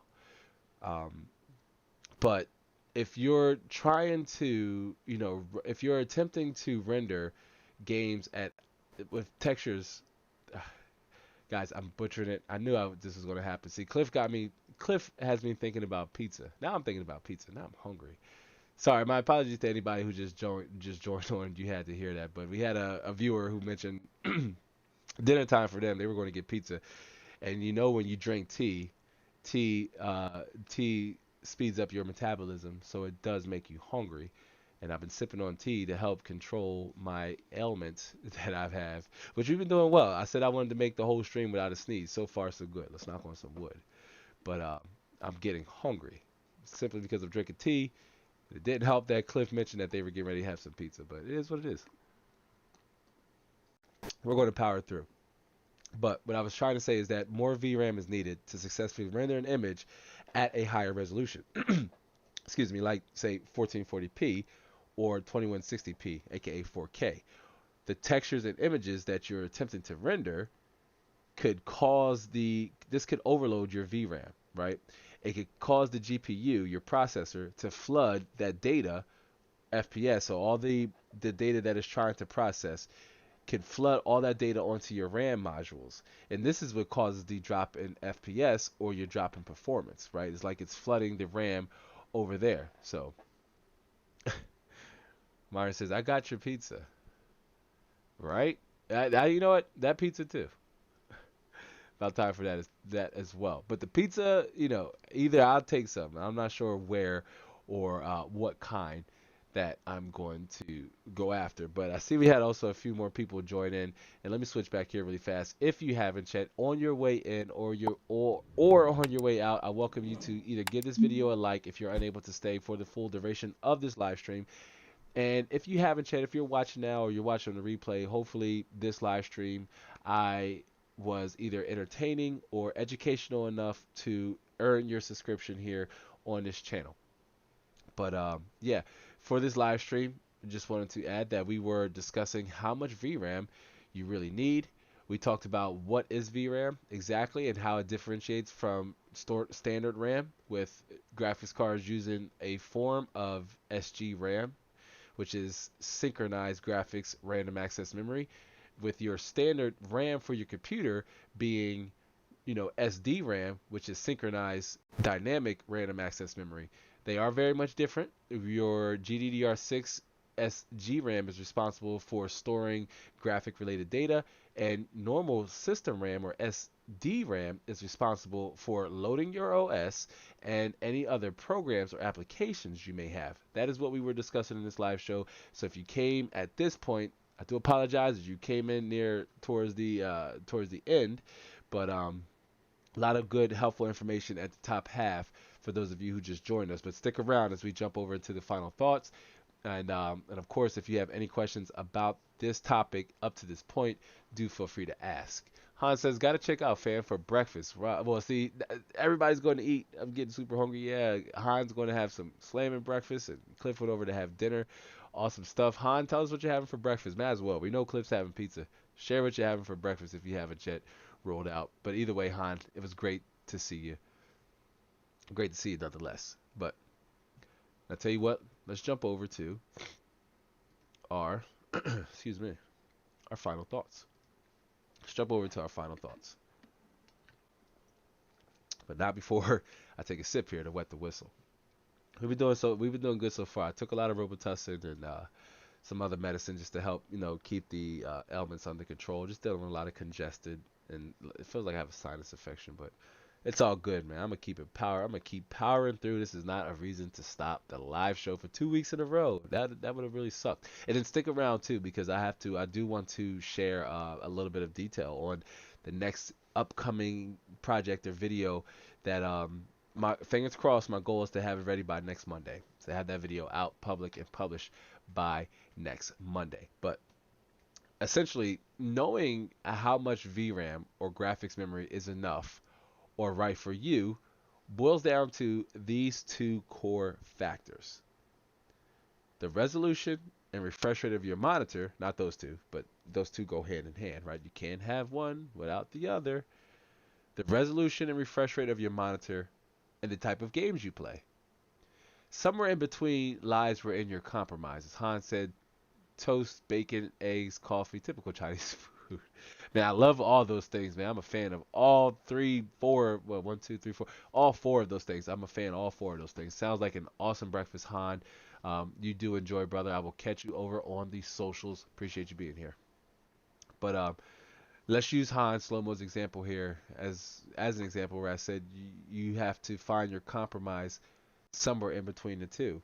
The type of games you play and your monitor and your refresh rate, right? If that's you and you have an R9 380 or let's say an RX 570, both having 4 gigabytes of VRAM, you will be limited in how high you can turn your graphics settings up and what your FPS output is actually going to be, like your maximum amount of FPS you can output regardless of the resolution and graphic settings. You may need to compromise somewhere in between the type of games you play and your refresh rate in your monitor. For most users, investing in a graphics card that's capable of powering your resolution of choice, driving your monitor's refresh rate, and powerful enough to run your games will provide you with an experience that will outlive the life expectancy of your video card. We can take and use Han Slow-Mo's example again with this R9 380 4GB, a graphics card that's more than 8-9 years old, but still to this day has, you know, not outlived that person's experience. Let's use Han, right? Now I said you, that could be any one of you, right? If you have a similar graphics card that you're here right now, it could be again an RX 570, a GTX 970, somewhere along the lines of that ballpark, right?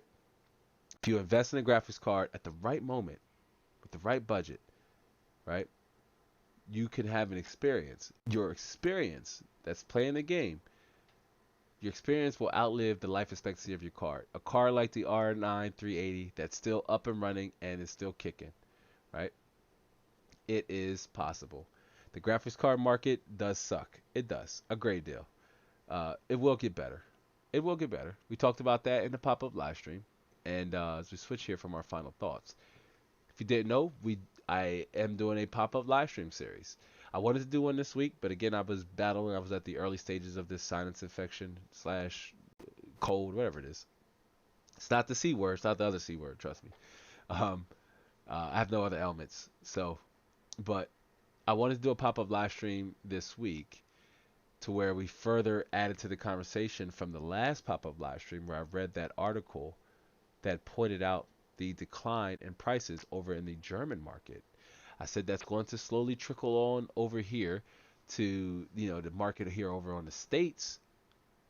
One could hope, but things will get better before they continue to get worse. I had mentioned in the tweet, which again, if you're not following me over on Twitter, you should, at Inside the Lab YT, and over on Instagram at Inside the Lab YT. Follow me both over there. I follow Lab Fam back. You let me know you Lab Fam, at me, message me, DM me. Let me know you follow me. I will follow you back. I want to keep up with your life as much as you're interested in keeping up with mine's and the brand and the channel and everything. But we will do another pop-up live stream. I do want to finish Alien Isolation. Gaming and going live, it's been a really fun way to do content, I will say. And it's not just centered around the game. We very much still have focused topics around those pop-up live streams. So do keep a lookout for one here coming up soon. I mean, it'll just be a pop-up. I'm not going to tell you like when, but we will have another one popping up here very soon. So keep a lookout for that. On top of that, that video that I mentioned is likely on pace. My target date is next Monday. Not this Monday, but next Monday. A lot of edits going on there, but it's a story that's more than a story. It is a journey and one that I look forward to sharing with the community. So also do keep a lookout for that. Now, before we completely end the ride, we do have to do our house cleaning. We did housekeeping in the beginning, but now we have to wrap up with house cleaning, just in case those of you who weren't present at the beginning of the live stream and you want to know what are a few ways you can support Inside the Lab. Excuse me. One of them being signing up for our email list. Really fast here. If you haven't yet and you want things like access to our community Discord, you want to be up, you want to stay up to know. I don't send out a lot of notifications, or I don't send out a lot of emails, so that's a plus positive. But here soon, as I introduce more content programming, that could change, and I do want to connect with the core audience and with the core members of this community. Being an email list subscriber really helps me keep that or maintain that direct line of communication with you, the viewer. YouTube's notifications, also all social media notifications, they're good, they're not great, they could be better, they could be perfect, like all aspects of life. But one way to circumvent their inefficiencies is to sign up for our email list. This is the best way for me to directly communicate and contact core members of this audience. It's totally free. Only thing I need is your email list and your first name, so we know where to send your mail and what to call you. I will send out another Discord invite link to our email subscribers in case you haven't yet received it. And you can find the link to this and all of the links that we will quickly go over down in the description box below. Second way you can support the channel is by picking up some merch with stickers as low as even $4.99, or if you're feeling a little bit spicy, right? And it's either hot where you live or you want to pick up a premium tee, you could do that as well. All the merch over there is priced in an affordable manner that makes it accessible to the community at large. A lot of cool gear over there for both gamers and creatives, and of course more that will be added over the summer. I did have the Hot Boy Summer line or Hot Gamer Summer line, something along. I haven't officially branded it yet, but I did want to introduce a new summer line before the end of the summer. Not sure if we want to get there, but nonetheless, a lot of interesting pickings you can pick up there, or a lot of interesting selections you can pick up over there, all the way from, you know, the No Player in the Wild graphic tee, one of my favorites, to the plug USB shirt, another one of my favorites. Like, I really really love this shirt. I say that every time, and then I just forget to go order me one. But I'm a big fan of this tee. Um, so yeah, you can check out the merch, check out the email list. Last but not least, our website, which is an extension of the content, has our previous video up over there, and of course our previous live stream. Should you want to get caught up on the content and YouTube maybe is glitching or not displaying it, also do let me know if you run into those anomalies, please. But the website, the traffic over there, friends and fam, it really does support me. It really does help push the content out in front of a wider range or a wider viewing audience. You can learn more about me, contact me, view the complete videography, all the videos I've ever published as a creator. They're not all on YouTube, so there are maybe a select few that I didn't upload on YouTube. But if you want to see the complete videography, all the work I've published as a video creator, with live streams included, head over there, check out the history of the merch store, and of course we have our community blog, which will be updated with future future helpful content. And of course all of our social media right now, it just has the Twitter and YouTube up. um, Instagram obviously needs to be added, and we do have a Twitch, which we will open up here after the summertime, as well as an alternative streaming platform or in a show in a different format.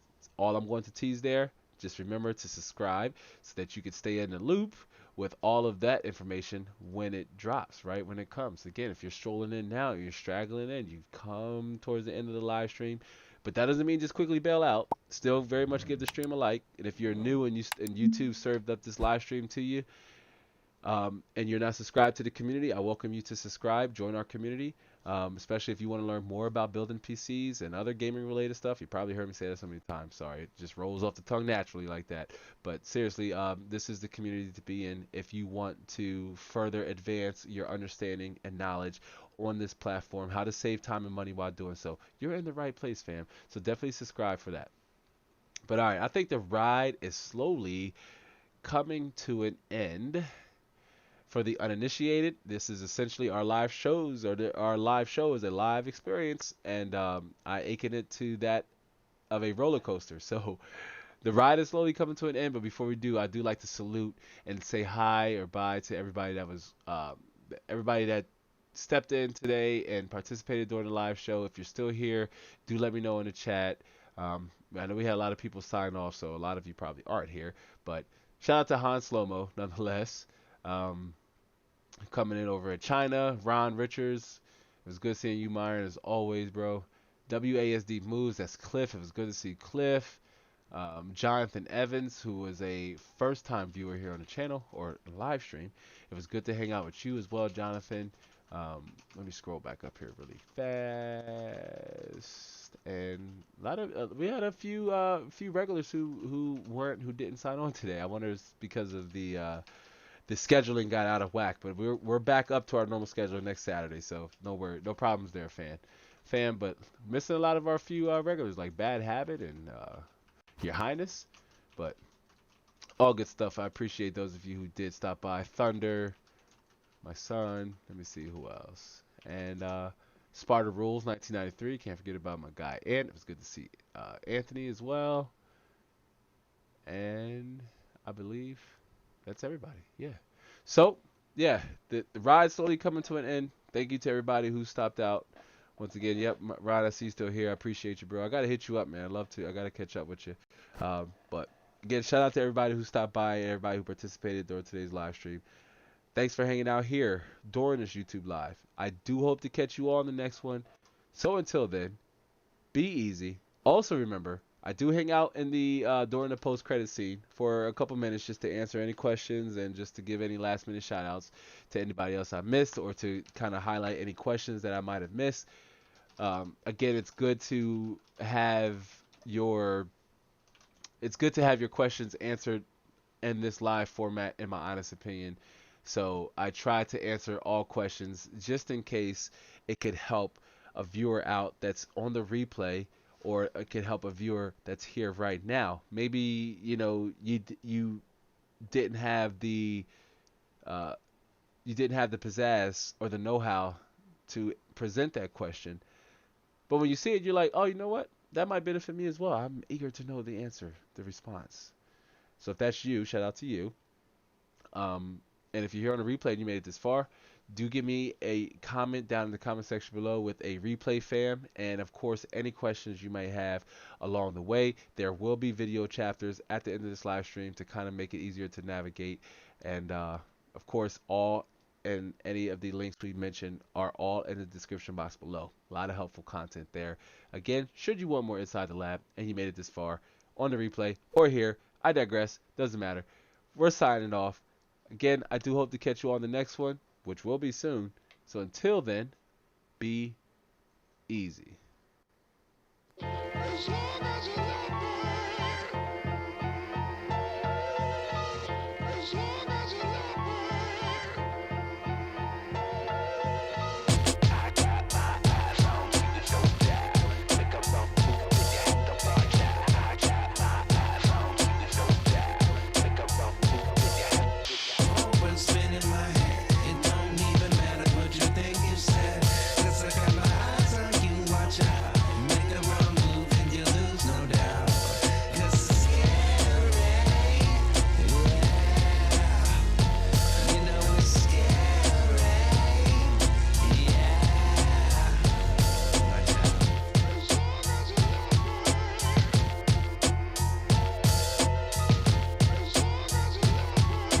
Again, if you're just now joining on, I do apologize, but the show has just officially wrapped up. But I do welcome you to jump back about 10-15 minutes into the beginning of this live stream. Still a lot of helpful and valuable information shared. Again, I do hope to catch you on the next one. So until then, be easy. Enjoy the music.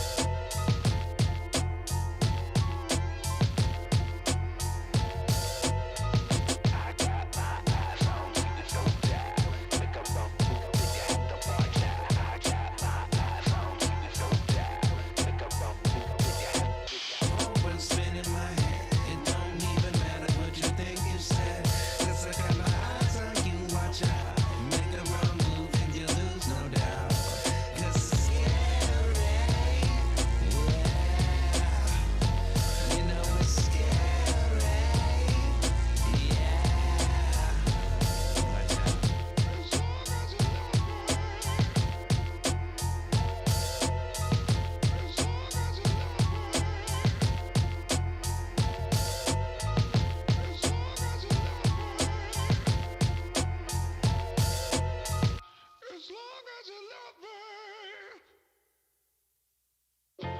me.